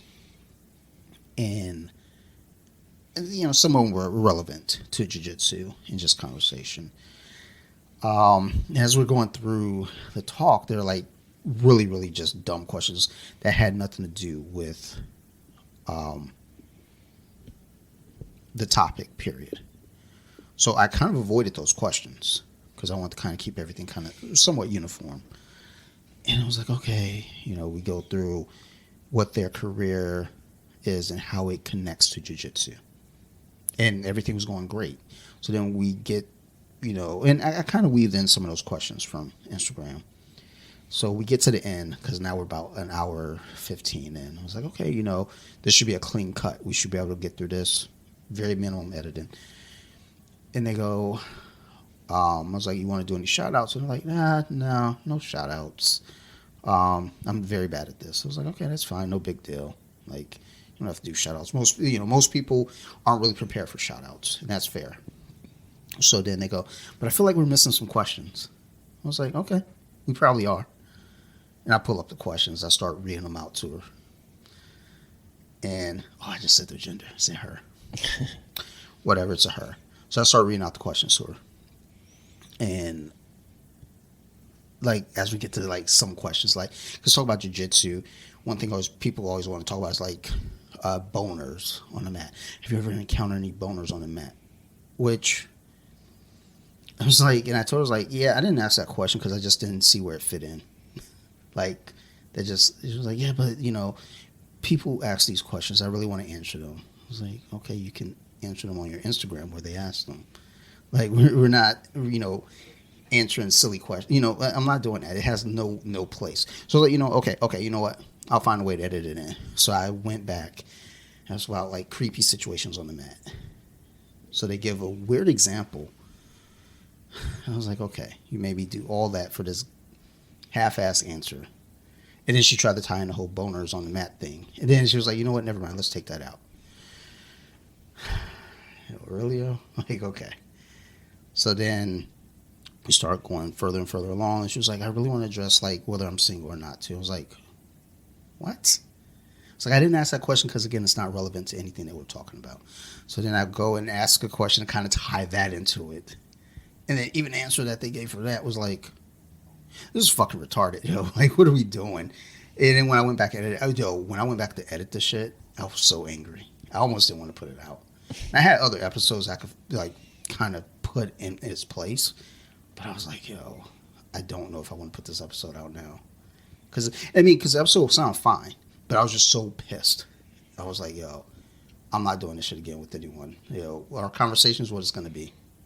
Like, I'm not letting anybody, like, so I went on Instagram and get, like, people that, like, ask me questions in my stories. I don't give a fuck. Go answer them. Right? So that being said, I have a ban list for Off the Mats. It just grew. This person is now not welcome back. They're still a cool person. I still like them. They're a friend. They just can't be on my podcast anymore, Because, like, that edit was so stressful. Like, I recorded a few weeks back with one friend, Manuel, who's in our fantasy league. And we talked for 3 hours. And I was like, I don't know if I should put this all out as one or split into two. I was like, let's split into two. That was a tough edit, too. But it wasn't one of those things where I was, like, mad about it. Because it was a fun conversation. Whereas, he didn't make any special requests or anything. He was cool. He was real cool about the shit. But it's like when you record with somebody and they're your guest and they're like, tons of like, that makes me look bad. Can you not, like, can you take that part out? And if I'll catch if someone says something goofy, I'm like, that might make them sound fucking terrible. Like, I just put an episode today, and when I was doing the edit for that, the person kind of fumbled on their words, and it's not a big deal, but just, as a friend, I took that fumble out and, made it sound, fine. But, that's what I mean. It's like, we're humans. We're going to fuck up and make mistakes. But when you start making all these fucking requests because your image, or you want to look like this, or you want to look like that, or you don't want to sound dumb, dude, today I released episode 127.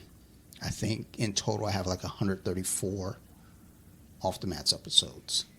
You know how fucking stupid I sound in all of those? Very. I fucking sound retarded in most episodes, especially those fucking first 20 episodes. I sound really fucking dumb.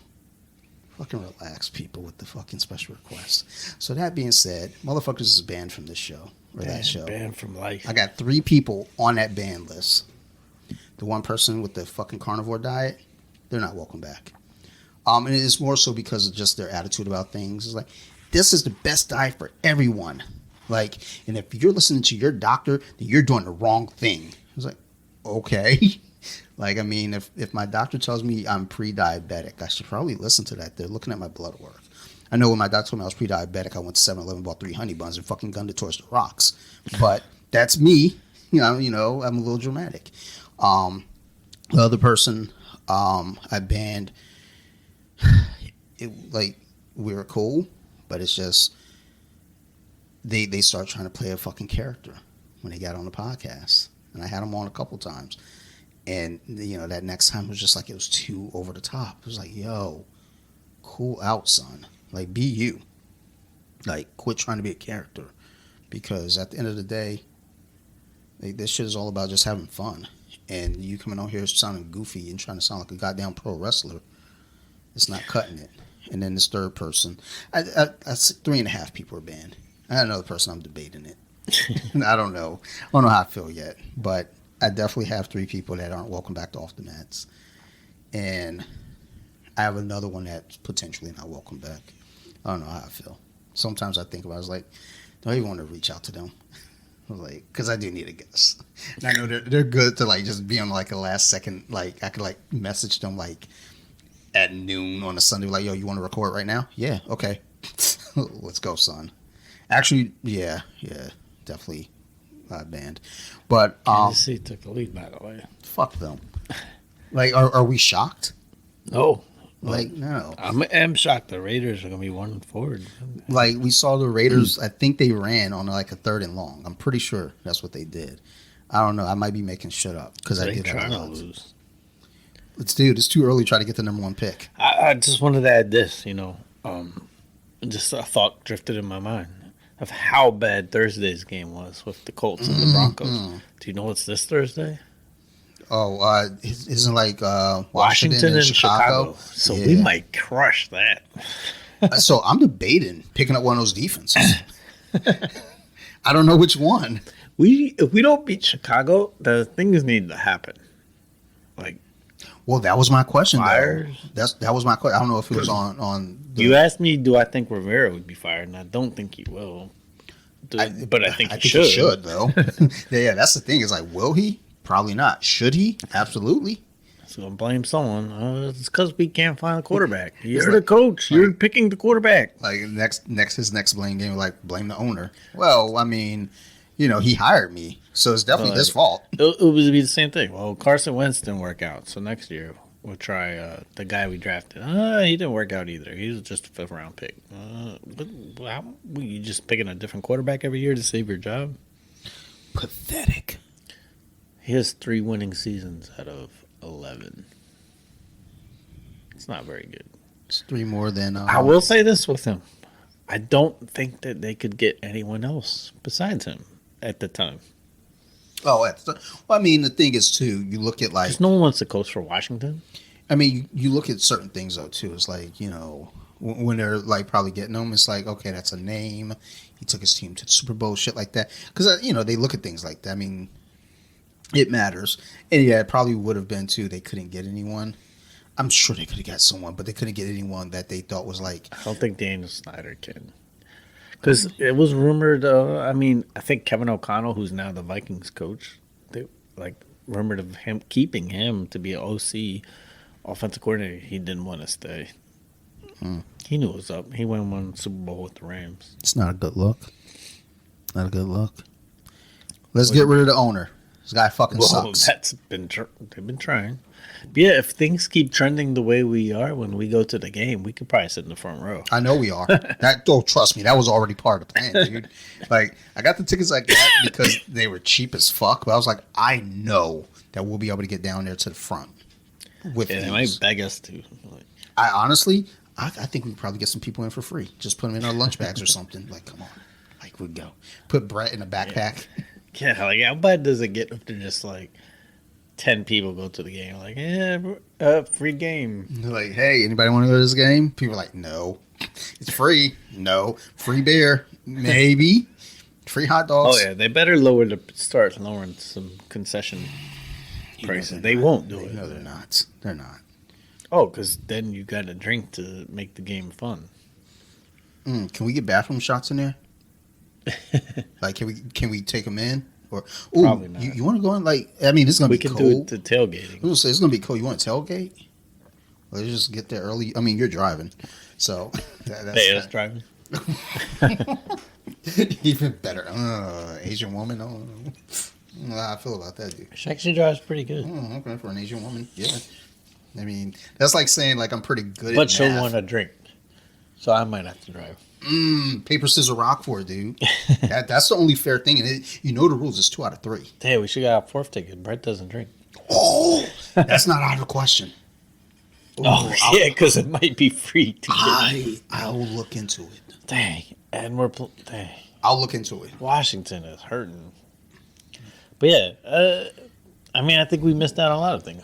This was the year we could have rebranded, redone everything. Mm-hmm. The black uniforms look tight, by the Yeah, way. they did, The dude. burgundy and the white do not look tight. Burgundy isn't hateful. Like It doesn't look right in terms of the helmet's like a slightly different burgundy. Yeah. I don't understand that. yeah, well, yeah. If it was like completely uniform, top to bottom, slick. But yeah, it is a.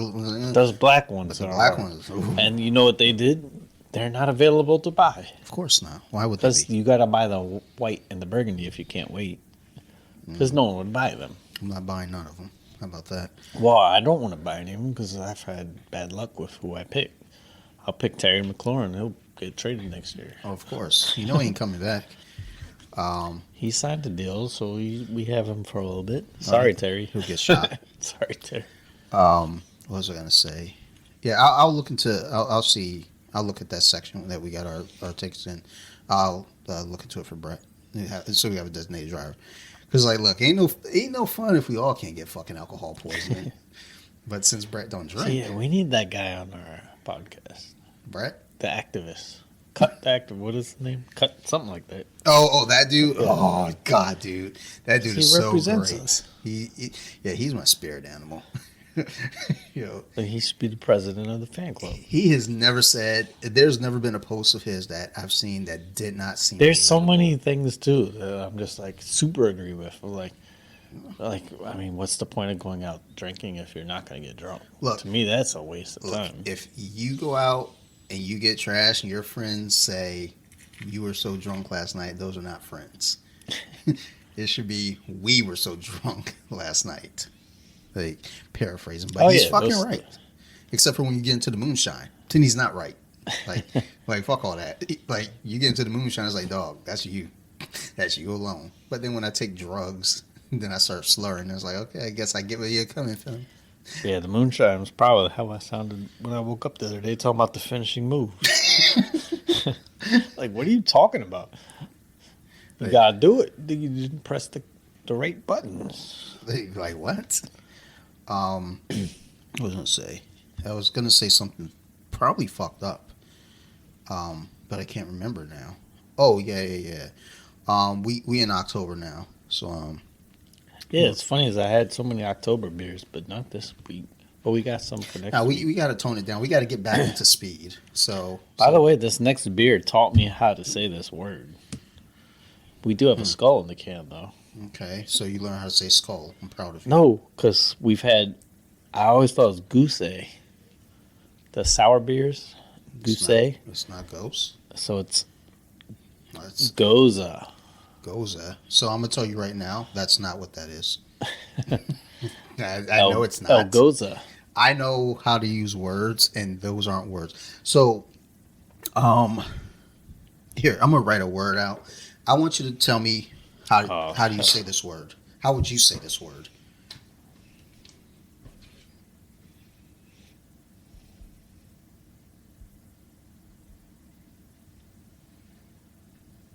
How would you say that? Because I've What the been fuck is that word? just fucking say the word. I've been Alright, saying this we'll word for say it. years. You say that word? Yeah. Well, obviously not, because I've been saying it wrong for years. I'm gonna say it like Leicester. Leicester. There That's we go. exactly how you say it, actually. That's exactly it. I've been saying something completely not that, but that's exactly how it's said. So I asked my friend from the UK. So I have one friend in the UK who lives there. And I've never ever heard her say where she lives. I just know that's where she lives. We talk. We've been friends for like 20 years. So then my other friend, who's from England, I text his words. I was like, "How do you say this?" And she voice chatted back to me. I was like, and I replied back, "No." She was like, "What do you mean?" I was like, "That's not how you say that word. That word is not that word. So, no, we're not doing this." And then we started talking. Then she wrote this word. I can never say this fucking word, and I think most people can't fucking say the word. That fucking word. That fucking that shit. That sauce. Yeah, that fucking sauce. Worcester. No, I don't think that's how you say it. But she added this at the end of it. Oh. And I was like, "What the?" Worcestershire. Yeah, I was like, "Well, when she sent that to me, she was like, how do you say this?" And I replied back, I said, "No." And she was like, "Okay, fair." And I was like, "I don't want to talk about this anymore." So look, if we have any listeners in Mario, England, your words are fucking stupid. Ours are stupid too. Like the letter C is fucking useless. K and S make all the same sounds as C, unless you add an H in there. H is kind of fucked too. Like, because what sound does H make? Huh, happy, hat. I don't hear that when I say H. But when I say F, I hear it at the end. Or when I say N, I hear it at the end. Yeah, I had the... But H, fuck H. I hear ch, like CH. So we should just make that a letter, CH, like the Spanish. They have, like, CH as a letter. I had a Latin America coworker today. First he goes, "Yo, how are you doing?" I got I shit said, good. in my beer." And he said he was doing, how are you? He said, good, except I'd be better if my Dolphins won. I was like, dude, I'm a Commanders fan. He was like, oh, my bad. Yeah. But he did it's funny how the different laughs, where we go, ha, ha, ha. He did the, ja, ja, ja, ja, ja. I was Yeah. like, what? We Ja Ja Binks? That's what I think every time. What's this Ja Ja Ja? So I see that shit a Don't lot on laugh with no J's. on Instagram. A lot. I'm like, ja, ja, ja. Oh, like, ha, ha, ha. Oh, I get you. Just like the Portuguese. Was it R's or H sounds? I'm gonna start writing T-heat. I Tee-hee. had a friend, a grown ass man, write tee to me. Oh man, I was like, get the fuck out of here, dude. No, we're not doing this. I haven't spoken to him in years. yeah, I can only imagine. Like if you told me a joke and I just wrote T-heat. Dude, if I ever, no. Yeah, if you hit me with a tee, I'm going to probably block you. That's a fact. If you try to text me and you don't get a response, Damn, but like, it's are we because you recording wrote Sunday. Like, no response. Damn. you show I don't know. up, the door's locked. Damn, the door's. I'm only supposed to walk in. You start hitting the ring cam, like It's the over. button on there, the thing goes off. I hit the intercom, like, get the fuck away from my door. I just get a text back. T-heat. Oh damn. It's like, remember this? Yeah, so yeah, we in October right now. So, what was it? I had a question. About horror movies because. And I did watch one. So All right, I finally all right. watched the movie. All right, we're in full swing. Give me a sec. Let me. It's more so just kind of a general like. So for a horror film, because this comes up a lot in conversation and just debates. What is your criteria for a good horror film? I definitely like a story. So, Well, yeah. no, I mean, there's like sometimes it's the slasher where it's not too much. Of Slashers have a like- story, so don't fucking be a Not- fucking not snob, a you good fucking story, twat. though. Not always a good story. I didn't say it was a good story. I just said it was a fucking story. So I guess a good story. You fucking elitist. the acting, the music, to be honest, can make I was it. gonna say, or if you're break looking for it. acting in a horror movie, you're a fucking The cunt. music, like I really enjoyed Rob Zombie's take on Halloween. I like that movie a lot. Well, yeah. I mean, the thing is, though, a lot of us did. But I think in the horror community, you're not supposed to say you liked it. Because I think it's the cool thing now to hate Rob Zombie, which I think is bullshit. Yeah, it's like he did the Netflix Monsters remake, and everyone's trashing it. I haven't watched it. I don't know that I'm going to because I never really liked the Monsters anyway. But everyone's trashing it. And it's like, why? It was like, because it's Rob Zombie. Everything he touches is trash. I was like, really? Okay. So you mean to tell me House of a Thousand Corpses, you hated that? And you hated Devil's Rejects? When those are fucking great movies. And it's not even just off some old, like, oh, they're good movies because I liked them. No, they're fucking fun, terrifying movies. Because there's some shits where it's like, oh, wait. These are real people. This shit could get real fucking gnarly real quick. So, fuck everyone. But yeah, I'm with you on that Rob Zombie Halloween. Shit was solid. The other was, I mean, I don't like it if it's just nothing but killing. But that's what makes it scary. Sometimes you gotta have a motherfucker that don't talk, just killing people. And you're like, yo, why is he killing people? Yeah, man, it's gotta be. That's scary as fuck. I'm probably not describing it well, but just not killing for no reason. There's always a reason. Or like just like hostile, being gross. There was no point to that. To me, there was no story to that movie. What's funny, as much as I hate it, there was a story. It just wasn't a good one. Like, It seemed more like almost like porn. yeah, torture porn. Yeah, it was definitely. Well, it's like the Saw movies. The first one, good. Second one, decent, pretty good. Third one, not hateful, but it was starting to get away. Fourth one, okay. And I think the thing is with like the fourth up through whatever number they're on, the four through 20, whatever, 420. I think they try to like make this intricate story to make it seem like, oh, we do have a story to this. When in reality, it's just like it's a bunch of twists and turns. It's like, oh, is everybody in on it? Because that's what it ended up turning into. It's like everyone's in on it. It's just like you have to now wonder if I'm in on it, who else is in on it? If they're in on it, is someone else in on it? And then it gets to the end and it turns out, wait a minute, that guy from the very beginning is in on it. And it's like, yo, shut the fuck up. This shit is dumb. Like, there is such a thing as like you try to do too much to make a story. And it's like, sometimes it's okay just to have a simple story. Like a simple, like Friday the 13th. Very simple, very slasher, but very simple. Little kid drowned. There's a killer on the loose. Motherfuckers are dying. But then it turns out, like, wait a minute. Everybody thinks the killer is the kid who drowned. It's not. Spoiler alert, it's the mom. Which, dude, that shit never gets old when you first see that reveal. It's like, if y'all haven't seen it, shit came in 1980. So fuck you on the spoilers. But yo, that spoiler or that reveal was like, oh my god, it was the mom the whole time. Then once you start getting to like the second and beyond, it's like, okay, dumb. I still watch them because I like seeing when Jason had the fucking campers in the sleeping bag and just fucking banged them against the tree. That shit was fucking great. What's your favorite scary movie? Dang, that's a tough one off the top of my head. Because the one that stands out is the Halloween by Rob Zombie. Because I saw it So how in the many, last few years. like, in terms of like horror movies, like,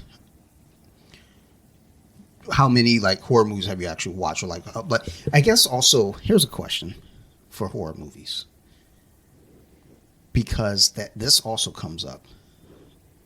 Movies like Silence of the Lambs, Seven, Jaws. Would you consider those horror movies? I wouldn't traditionally know, but I can see why they would be. And I remember liking Seven. It's been a long. I need to watch Seven again because it's been a long time now. Yeah, you do, son. I just watched that shit recently. It's so good. I vaguely remember Jaws. I don't remember how many Jaws there were, but yeah, Jaws scared me though. I remember being scared of Jaws. Um, What was the other one you said? Silence of the Lambs. Oh, that movie did terrify. The friggin' Buffalo Bill. That shit was weird as hell. What's a great big fat chick? Seeing the dude wearing the skin, that shit was wild. That what I would consider a horror movie for sure, but not in a traditional sense of. It wasn't. I mean, that was a big story one. So that's the thing that always gets me with when it comes to like labeling a movie as a horror movie. It's like, because Seven, I think, is terrifying. And for October, I see a lot of people on Instagram doing the 31 horror movies challenge, and Seven is getting listed. And it's like, I agree. I think Seven is a horror movie. It's fucking terrifying. My whole thing is like, then you get people trying to overthink it and overplay it. Like I was talking to a friend the other day, because for January 2023, what we're going to do for So You Like Horror is we're going to start doing horror through the decades. And one of the things that I was talking about was, we're going to start with the 20s, because that's when, you start getting kind of the cinema, horror movies and cinema and what have you. And then I was like, I got into the 30s. And then they're like, yeah, you can bring up, Wizard of Oz. I was like, no. And then, they start going into this whole thing about why it's a horror movie. And I was like, we're not doing that. I'm not stretching for a horror film. Like Seven isn't a stretch. That's scary. Silence of the Lambs is not a stretch. That's scary. Now, Point Break, if you're like, hey, that's a horror movie. Why is it a horror movie? Well, the kidnapping, and then you have to worry about, are these really your friends, or are they the bad guys? That's scary. Like, yeah, but that's not a horror movie. It's funny as that came up on Netflix today. I was like, Dante always Point Break? liked Point Break. What? Well, I mean, I own it. It's on Movie Center, but still, I might watch it on Netflix now, just to give me a reason to watch Netflix. Well, we ended up watching today's because Bea hadn't seen it. Because I was about to watch 24 Weeks Later, and she never saw the first one. So, and I've never seen the sequel. Wait. 28 days and 28 weeks? Yeah. Okay. So I never saw the weeks and the days. So we're watching that tonight. And which that's a good movie. I mean, I love that movie, especially when I first saw it. But it's a scary movie in terms of just how fast does people turn into zombies. And then also it's kind of scary how fucked up the military people were when they go to help. But that one, and also a big thing with that, though, is Bea is a big fan of Peaky Blinders. Mm-hmm. So I was like, I forgot that's the dude. I was like, that's the dude from Peaky Blinders. She's like, no, it's not. I was like, she was like, oh, it is him. I was like, stop looking at his penis, because they showed it a lot. It wasn't impressive, though. I don't recall that. Yeah, you got to fluff it a little bit. Like anytime I'm walking around the house naked, even if I'm by myself, I still fluff it a little bit just in case I go past a mirror. I want to be able to look at me like, yeah, you're impressive. Yeah, it wasn't impressive. I think he didn't. Well, he's European, so it wasn't cut or nothing. Just look like a fucking anteater. Yeah. Elephant trunk. But that movie was wild. I mean, it's terrifying of how fast the things change. That's a big thing, but also, this was the first time in a horror movie you saw zombies run. Yeah, they ran fast. Yeah, man. Yeah, the little slow walks. Well, when we were doing the zombie episode for So You Like Horror, we were talking about the evolution of zombies, because we were talking about the Night of the Living Dead, and we watched it. I was just like, these motherfuckers just walking. Why can't you just run through them? Like, just run. They ain't catching you. But then they did something wild in that one, and it never really got talked about. Was the zombies are brainless? They're the brains. We're coming to get you. A couple of them, because there's a car outside with the headlights on, they broke the headlights. I was like, aren't they not supposed to be able to understand that concept?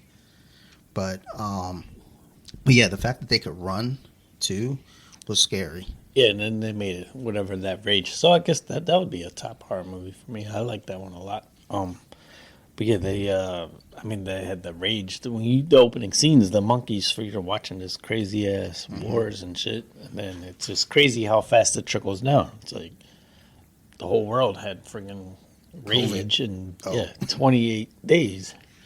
But that shit's also wild too. How he woke up in the hospital, had no clue what's going on. So, that's always been another concept of that ideal You were talking about the military, how scary they were. Yeah, and that was scary because it's like they had no girls. Now they got 2 girls in the house, and they're fucking being weird towards them. Yeah. That's kind of a concept in the Walking Dead comic book.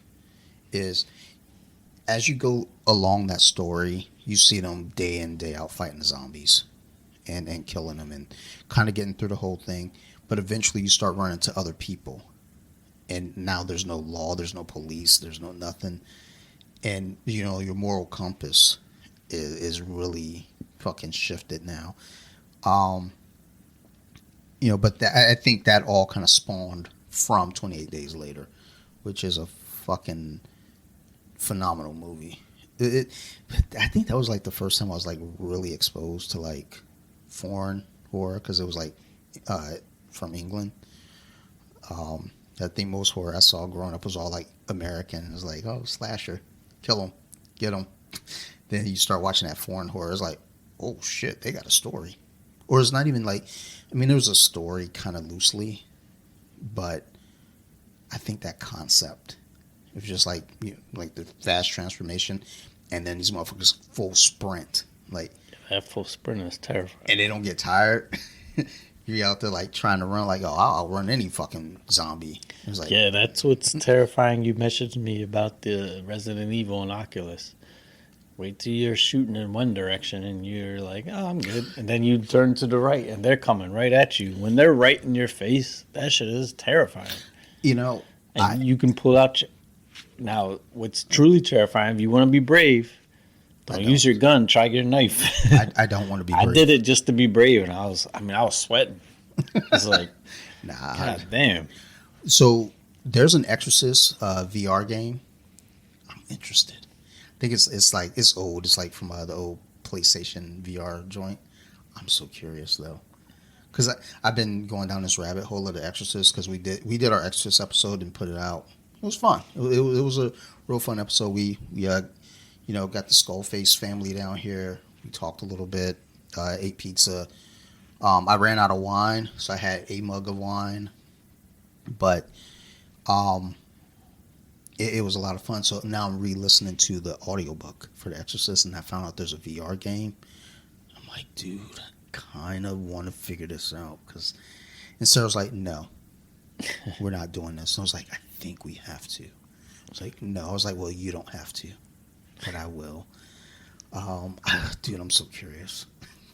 Shit is wild. The VR, I mean, that Resident Evil, like, so the game wasn't as good as it could be because it's a little bit tedious in terms of, like, you could do something to end the nausea, because if you're walking the whole time, you'll get nauseous, but you can do this thing where you, like, skip ahead and then just walk in the immediate area. That helps. But, I mean, it's tedious in terms of it's the same type of bad dudes. But it is terrifying when they come running at you, because that's what they do. Though. Once they see you, they come running at you. And when you run out of bullets and you got to reload the gun, because you got to pick the clip up out of your side, load the gun like that that shit's not fun. Then, like, can you tackle them? No, but you can throw. So the first time Brett played it was hilarious. He threw his gun at the zombie because he got terrified. So good reaction, I guess. Bad, because he didn't have the gun anymore. I was gonna say like good reaction, but bad. But yeah, bad it choice. is terrifying. But yeah, I mean, I'm like one time it's like, all right, I'm gonna try to use the knife close range. That shit's when they're in your face, because you really do see it, and it's the same thing if you try the VR porn. It's like I saw a funny video of a girl trying it, because it's always in the guy's perspective. So she was watching it as the guy's perspective. So I mean, typically a guy's probably sitting in his bedroom. So it's almost always the girl on top. Okay, so the girl's watching the VR porn. Is she getting like skeeted on her face? No, but no. I don't know what that one looks like, but I don't feel like girls would be that into it. I don't know, dude. I watch a lot of like regular ass homemade porn. But it's always the perspective. Like, shoot it on my face. I think it's at least the ones I've seen. I haven't watched a ton, but it's always the girl on top, because I think of the way you're sitting to make it look more realistic. Yeah. So otherwise, if you're on top, and you want it to be realistic, you're gonna be looking real funny in your bedroom. But yeah, I saw a TikTok of like this girl watching, and it was kind of funny as shit, because she was like, being the guy in the watching it, but she was like going like this, like doing bounce. Get it, girl, get it. Now I gotta But go it find is that. it is wild of how realistic it looks. The view. But yeah, I can't wait. I think PS5 just came out with their VR headset, which they had supposedly made the PS5 to be able to handle VR in the future. So we'll see what game. I think there's a football game that just came out. Lamar's the spokesperson. I kind of doubt it's going to be good yet because it's probably the first one. But Well, yeah. I'm curious of just how those can get. What the fuck was that? Yeah, he just threw that shit to the ground. He's playing like He's like, we scored 23. I got my stats. he's playing like Let's get outta fucking here. David Carr right now, dummy. No, I'm curious and like I was considering doing Oculus. I was like, okay, well, let me see. The thing is, like, any Instagram money that comes in, it's really meant for like just shit like this, like equipment here, or fuck, even the tickets. You know, it's just for funsies. I was like, let's see if I like kind of hold off for a couple rounds and then like get an Oculus. You know, we'll write that off as a business expense. Hey, apparently you can do a lot with that kind of stuff. But yeah, I would say one thing with the Oculus, though, I don't feel like, because I haven't used it in a while, and I looked up today just for the hell. I was like, best new Oculus games. I was like, nothing's really come out. So I think they're still I kind of trying to. yeah, I still think the future will be VR eventually, but there's nothing. That boxing game, I still think is the best one. There's supposedly a number 2 in the works, and but it's. I don't think there's any release date. But that boxing game is ridiculously good. But I will say this: somehow, I think I just found a style that works in the boxing game. I could beat everyone within round 1. My strategy is like the Mike Tyson, the crouch, hook, power. Fun though. It was like, and that is all. Yeah, that's my thing is a jab, and then I'm just down low and come up hard with that uppercut, and just to have enough power with it that suddenly I'm just beating everyone in the game really good. I'd like to think that I'm just a naturally good boxer, but I'm pretty sure that's not it. It was okay. You try it on me if you want. I'm gonna knee on your chest. But yeah, I did watch a horror movie this week, All right. Hellraiser, The a new new one? version on Hulu. I'm gonna check that out. How'd you like it? How you feel about it? The acting wasn't the greatest. Before I go into that, are you familiar with the Hellraiser? No, I mythos? wasn't. So. Okay. So then I really want to hear your opinion, and I don't want to hear So, yeah, because everybody who's into Hellraiser have been ripping it, but it's like you're married to an ideal that was there Yeah, before. so I didn't know anything about Hellraiser except that it had Pinhead. Yeah. It's funny is when I come here, Bea will help me write the notes sometimes. Like I'll read the beers and she'll write them. She wrote this: Hellraiser, Pinhead is BS. Oh, so this was the female Pinhead, right? Yep. Okay. So I did hear some So complaints. she was terrified, I will say. And it was in a funny way because now I'm like, I gotta take her to a horror movie in the theater because it's gonna be hilarious because she can't control it. Like she was screaming. But yeah, I would say the acting was kind of like a teenage, what do you call it? Like a made-for-TV movie, this style CW. acting.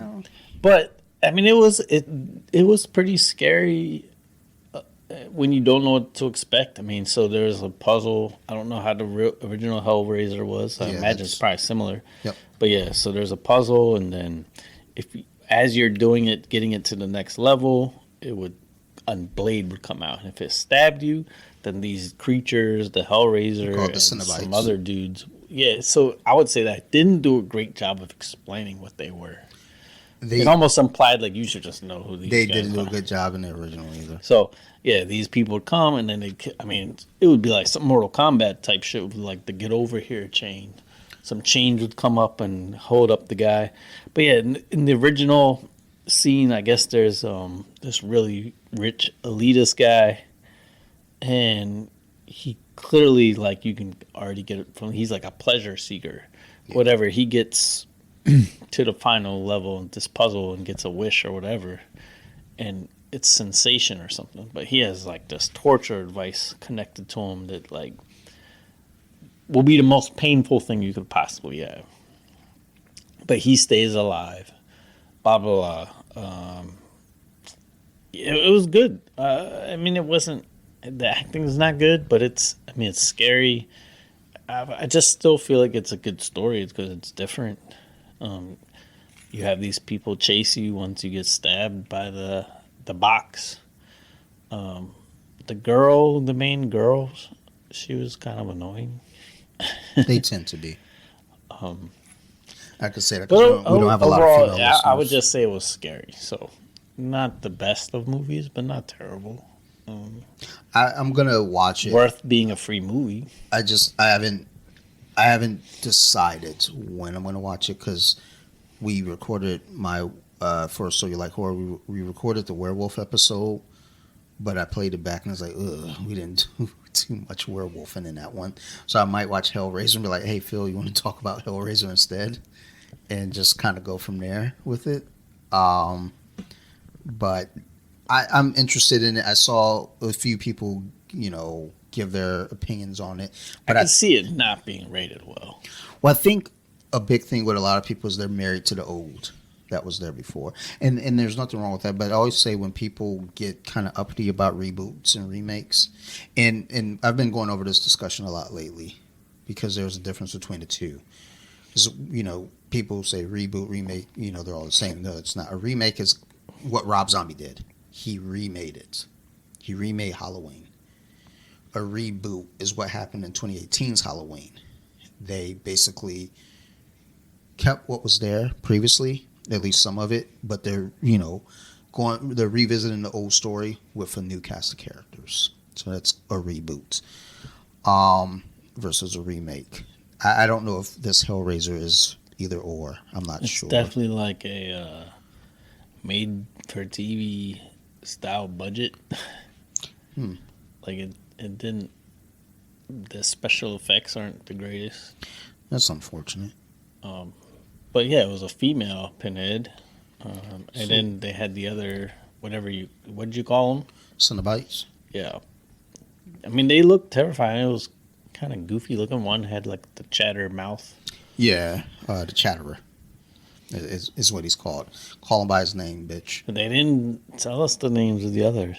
Yeah. They had like a lung one. I don't know those motherfuckers' names. Hold on here. I have an episode cover for one of the Off the Mats that I used a female Pinhead as the cover.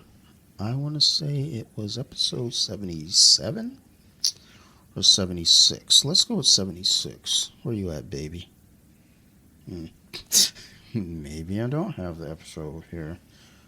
But yeah, I'm for sure interested in it. I'm just not sure when I'm going to get around to watching it. But I don't know. I always feel like because the ideal again of being married to what was previously there, and to be fair, I never really liked Hellraiser, but I try to give it a chance. I try every year to give this movie a chance. I try every year to give this franchise a chance. And I'm just like, dude, I just don't like it. It's just because the original, it's really like very, very like bondage and SMM, and I'm like, ugh, I'm not into this. Yeah, this one doesn't do a great job of explaining. I mean, clearly you got the puzzle. If it stabs you, they come and get you. You're like a sacrifice. But if you get the puzzle all the way to the last level, you get some kind of wish. But the wish doesn't seem to be what you think it's going to be. So it implies this rich elitist guy wanted the pleasure wish, but instead it was like he gets to feel the most maximum pain, and the Pinhead was kind of like, you're not appreciating what I'm giving you. That's the female Pinhead originally. I know this is a different actress. This is from my buddy Joe. He has a bunch of like statues and shit in his house, and like there's a female Pinhead statue. As you can probably guess, he's a Hellraiser fan. So yeah, they were. I mean, I guess I don't know if they her boobs were are out like implying that. there's some No, not like that. But the face looks pretty similar. But yeah, she was pulling pins out of her head at one point. That's wild. I didn't know that could be done, but She, but yeah, I guess it's not. Well, it was scary, so I'll say that. I mean, it was scary enough that it was kind of funny. I walked out to get the clothes out of the dryer, and Bea was like attached to me, screaming. okay. Weird. Like, can't leave. Like, you know, And she was it's not screaming. real. So now I feel like if I watch a theater movie with her that's scary, it's gonna be hilarious. Y'all want to go see Smile? Yeah. Let's see. Am I doing anything this Saturday? I don't think we have any. So we're doing Halloween on Friday night for sure. I think I can get away for Saturday. I think. Let me see. If so, let's go see Smile Yeah, we can talk. in theater. I can get if it's at a run of the mills, I get a little discount. You can get a discount. I cannot. Well, I can get your ticket though. Oh yeah, get my ticket, bitch. Let's kind of pencil that in as a tentative idea. Let's go see Smile.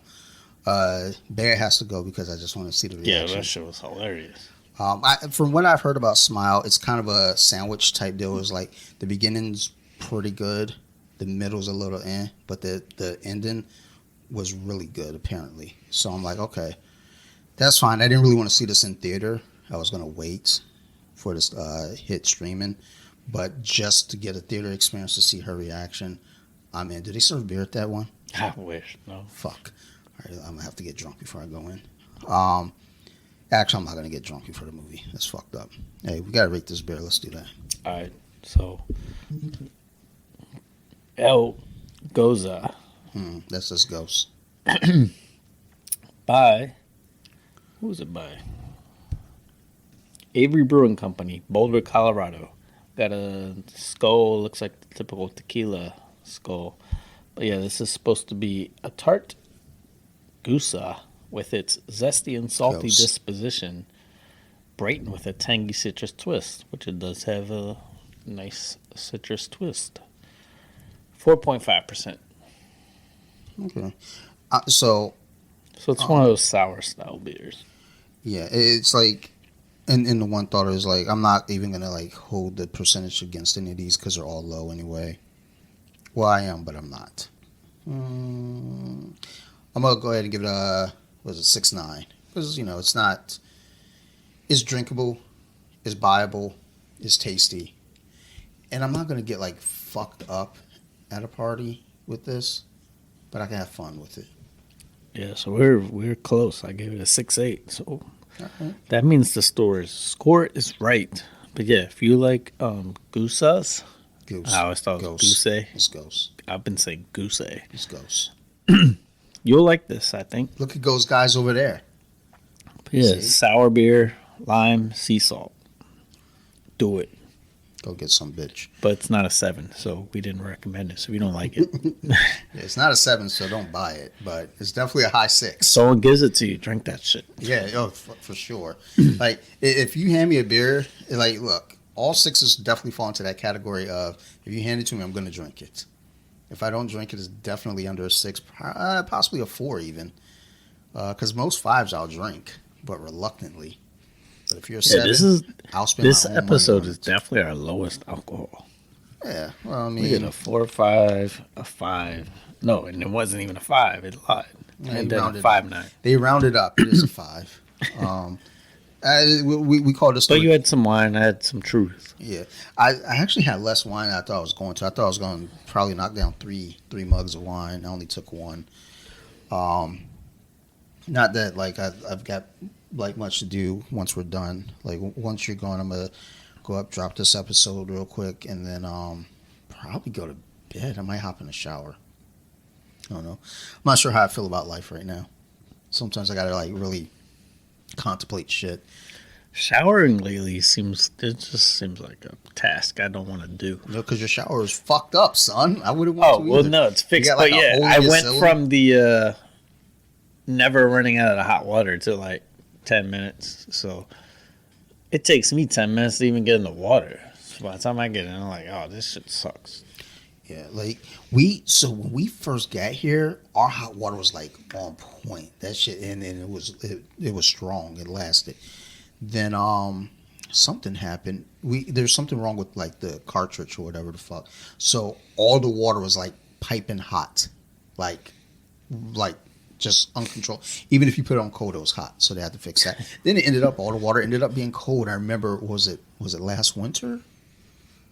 No, it was during COVID. It was that summer of COVID, because that was amongst many of the issues that we had that summer with the AC fucking dying, the fucking leak down here, then the ceiling collapsing on us, transmission going out. There was and then the water being cold. So, we're sitting there like microwaving water, no, so the water in the sink was fine. It was the water in the shower that was not. So we were taking like hot baths. Like we fill the tub up with cold water and then pour the hot water on top so it could be somewhat okay. And I forgot because, after jiu-jitsu, I come on, I was like, fuck, I got to run this water now. And, like I'm washing my body, which is gross because you're just sitting in like dirt soup. But I forgot like to wash I'm not thinking about washing my face behind my ears. So I was sitting at work one day. And I was like, what is that smell? And I had my hand like up on my like cheek and it rubbed behind my ear. I was like, oh my God, it's behind my ear. That shit smelled fucking terrible. I was like, this is fucking horrible. Like I wanted to throw up. I was like, this is bad. This is horrible. So now I'm very, very like conscious about like cleaning behind my ears. I get in the shower. The first thing I do is clean behind my ears. I'm just really first thing I do is like wash my balls. I don't know. I always just feel like that's the first thing you should do because when shit goes down, you got to jump out the shower quick. At least you want to know you have like good smelling balls. You don't want to like get into a car accident. They're like, ugh, this guy died and his balls stink. Fuck this guy, let him die. Like if your balls smell good, they might try to save you. That's my logic. Don't try to understand it, yo. Like everything starts with the balls in my world. Like if your balls like are broken, that's the end of civilization. What if you're like when people get vasectomies, it's like, what if some shit go down and you're the last dude on earth? You can't repopulate. You're fucked. So that's why I'm not getting a vasectomy, because if shit goes down, I might have to repopulate the world, and I'm here for everyone. I'm a hero. The pull-out game is my pull-out game is fucking tight as shit, son. I got one kid. I've been with Sarah for like 22 years. We got one kid, son. Fuck out of here, son. My game is on point. Like, I ain't no fucking chump. They're like, oh, I can't play. It feels so good. Hell yeah, it does feel good. But you know what else feels good? Skeet, skeet, skeet all over the back, son. All right. I feel like I've had 3 glasses of wine. All right. So let's go ahead and fucking wrap up on that. I'm sure there's other shit to talk about, but yeah. The Raiders got a minute. They got a minute. They got to get They're a field down goal 1 range. point. What is it? 2nd and 10. Come on, get up, dummy. Oh. Get out of it. Oh, did he body slam him out of bounds? Which, if you tackle them and they go backwards out of bounds, the clock still runs. Yeah. I learned that. Yeah, so I remember we were watching one of the Thanksgiving games and that happened. I didn't understand it. My uncle had to explain it to me. I felt like a fucking dummy. Yeah, that's a really silly rule, too. Yeah, fuck them. All their rules are silly. Look at this doofus. Oh, I fell. Oh, nah, he tackled him in bounds. Yeah. So, whatever. It's stupid. It's a 3rd and 1. Who's their coach? Josh McDaniels? Yep. Yeah, he's stupid. Like, look, they burned up all their timeouts. Oh, they used a timeout on that one? Oh, you fucking retarded retard. So they have none? Yeah, they have 0. Hey, yo, you got to save one for the field goal. Obviously not. Like, not in his book. He's like, oh, Bill taught me to do this. No, Bill the fuck didn't. You fucking moop. Look at these fucking guys now. Watch, he's going to fuck this up. 3rd and 1. Seconds. 3rd and 1. Oh! They're trying to say no. Nah, he caught that. He caught it and then went out of bounds, dummy. Look at Kansas City trying to convince the refs. No, he was out. Nah, son. That's Devontae. Oh, he got you. Oh, I don't know. Let's look at that foot. Hold on. 1. That was weird. I feel like he had it. Yeah. I feel like he had it. But it was weird if how he didn't have it, yeah. Nah, just run that play. You got to run that play. Don't even let them like try to review it. Just run it. But But I don't know. It was weird. So let's see where the catch is because he's dragging his toe. He's dragging his toe. It's bobbled. It bobbled. It tipped. Yeah, okay. He's dragging his hands right there. He got he drags. Oh, but he did bobble it. But I think he got it. Yeah, you can't reverse that. I would say he has it. But he did the little tiptoe. Yeah, that toe drag was right when he catches it. It's like bloop. One. That's weird. So let's see it again. So he gets it right away. Boop. 1 foot down. Both. He got both. Yep, he drags the toe. Yeah, that's okay. I feel like because it bobbled a little bit, so I don't know if he had control. But they called it a catch, so I think they're gonna. They're pass rule complete. In the field. They're pass ruling the complete. field. So, but they're reviewing it. Let's see. All right, so we're giving you some bonus content here as we criticize. What happened to like the booth that they used to have where they like get underneath the blanket and shit and look at the video? Like I miss those days. Microsoft Surface. Now they got some poor asshole just holding the fucking thing for him. Like that's his job. How do you get that job, yo? Yeah. I'll do that. I'm not good at most stuff, but I can hold like a TV and just let an old white guy look at like a screen. There's a lot of talking. He ain't talking to He's nobody. like, who took Kansas City?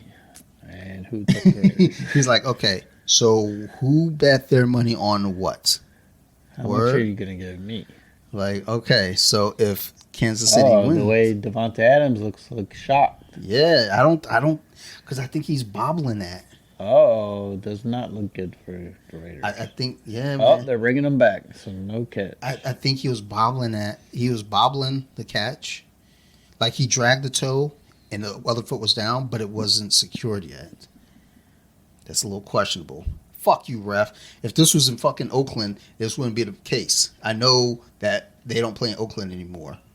But if this was an Oakland game for the Vegas Raiders, I don't know. They got a 4th and 1. And they can't call a timeout, so because they're stupid. But they've got plenty of time though. They got 47 seconds. Like in retrospect, I mean, you know, you get up there, get the first down and spike, or maybe just blast up the middle, just fucking catch them off guard. Oh, look at that soft ass defense. Nah, they could pass on that. They can get this easy. Let's go, son. That's a long 1 yard. Yeah, it is. Oh my God! Where are the flags? No, never mind. No flags. Yo, the Raiders suck. They're pointing. Nope, there's no flags. Get the fuck out of here. There's got to be something. Suck. Everyone was on the ground. Nah, they tripped. They're clumsy. Nah, he's pissed off because he sucks. That's why he's screaming. Yeah, like he's upset. Play. You're fucking stupid. Josh McDaniels is a fucking piss poor coach. All right, what happened real quick? They're clumsy and they fucking tripped over each other's feet. I mean, Carr ended up throwing a bomb to nobody. Well, I don't know why you're throwing a bomb, dude. You only need a fucking yard. Oh, they ran into each other. You fucking doofus.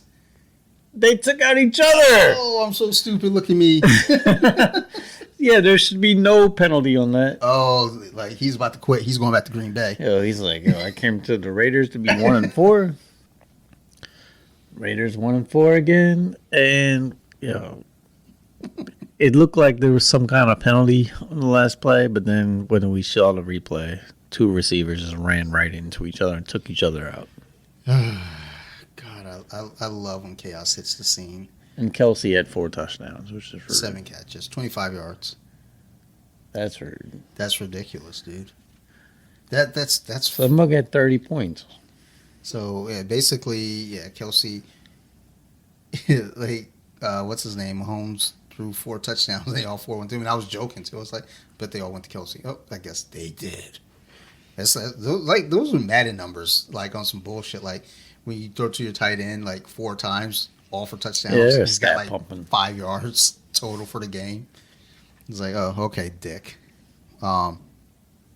That's fun. That was good. All right, well, 4-1 Kansas City and 1-4 Raiders. So happy. Raiders are not looking good. So happy to hear that, dude. Like, not because I hate the Raiders.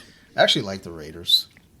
I don't dislike the Raiders at all, but I like when like poor coaching gets rewarded. We were talking. We want to see which receiver went the wrong route because clearly, I mean, they legit took each other out on that play. That makes me happy too. And I wonder which one Carr was throwing to, because he's throwing a deep pass. One of them was supposed to go deep. Yeah. Oh, that's good. You dummies. But yeah, that was a 4th and 1. I don't know if I want to go deep. Yeah, well, that's what I'm saying. It's like, why are you throwing deep on 4th and 1, son? Like, I mean, they charged up the middle, so they were blitzing. They was ready to beat his ass. Well, they knew how Carr would react. Chuck Look it at up. this guy. First thing he does is jump on his fucking cell phone and fucking taking selfies because he got all the fucking touchdowns. Prick. Do we like have any friends that are Kansas City fans? We had the The gay guy. Yeah, the Kansas State. Oh. All right, I think we have to edit that out. We made it the whole episode. Okay. All right. My bad. We'll fix it. So yeah, let's go ahead and wrap up. So, dude, I'm glad you're feeling better, or on the way to feeling better. Go ahead and finish up. This was like a reunion episode. Like, we had to hey man, I ain't seen you in a while. Well, because we had those 2 quick back-to-back episodes, and then it's like, all right, and then we're gonna take a week off. Fuck you guys. But as always, everybody's listening. Thank you for listening, supporting the podcast. We really want to support us. Send us some money. I got a cash out. Go send me some money there. Like, we'll put it to good use. We're going to the game in November. We need to get beers. Or be a designated driver. You don't even got to go to the game. Just drive us. Sit out front and wait for us, Brett. If y'all got any questions, concerns, criticisms, whatever the case, beer suggestions, wine suggestions, reach out to us. I am at bjj.wiki on Instagram. Steve's at thor.bentley on Instagram. Collectively, we're on Colompton Beer Club on Instagram. So reach out. We're nice guys. We're friendly. Oh, before we go, this is going to be a real quick one. There's a dude in our DMs right now. It's one of the blocked messages. He's wanting to do our social media. It's like a company. He wants to charge us a bunch of money to do it. And he keeps messaging. Like, when you get a chance, go to the request tab. And there's just tons of messages from him. So it's an actual person. He's reaching out to us. He's like, okay, I'm just going to sit here. You've got to answer eventually. I want to block him, but I want to just see how long he keeps this up. Because it's been 2 weeks, I think, maybe 3 weeks he's been doing this. And it's like, dude, I want to see how far we can take this. But yeah, otherwise, thank you, everyone. We appreciate you. And don't send us any messages about running our social media.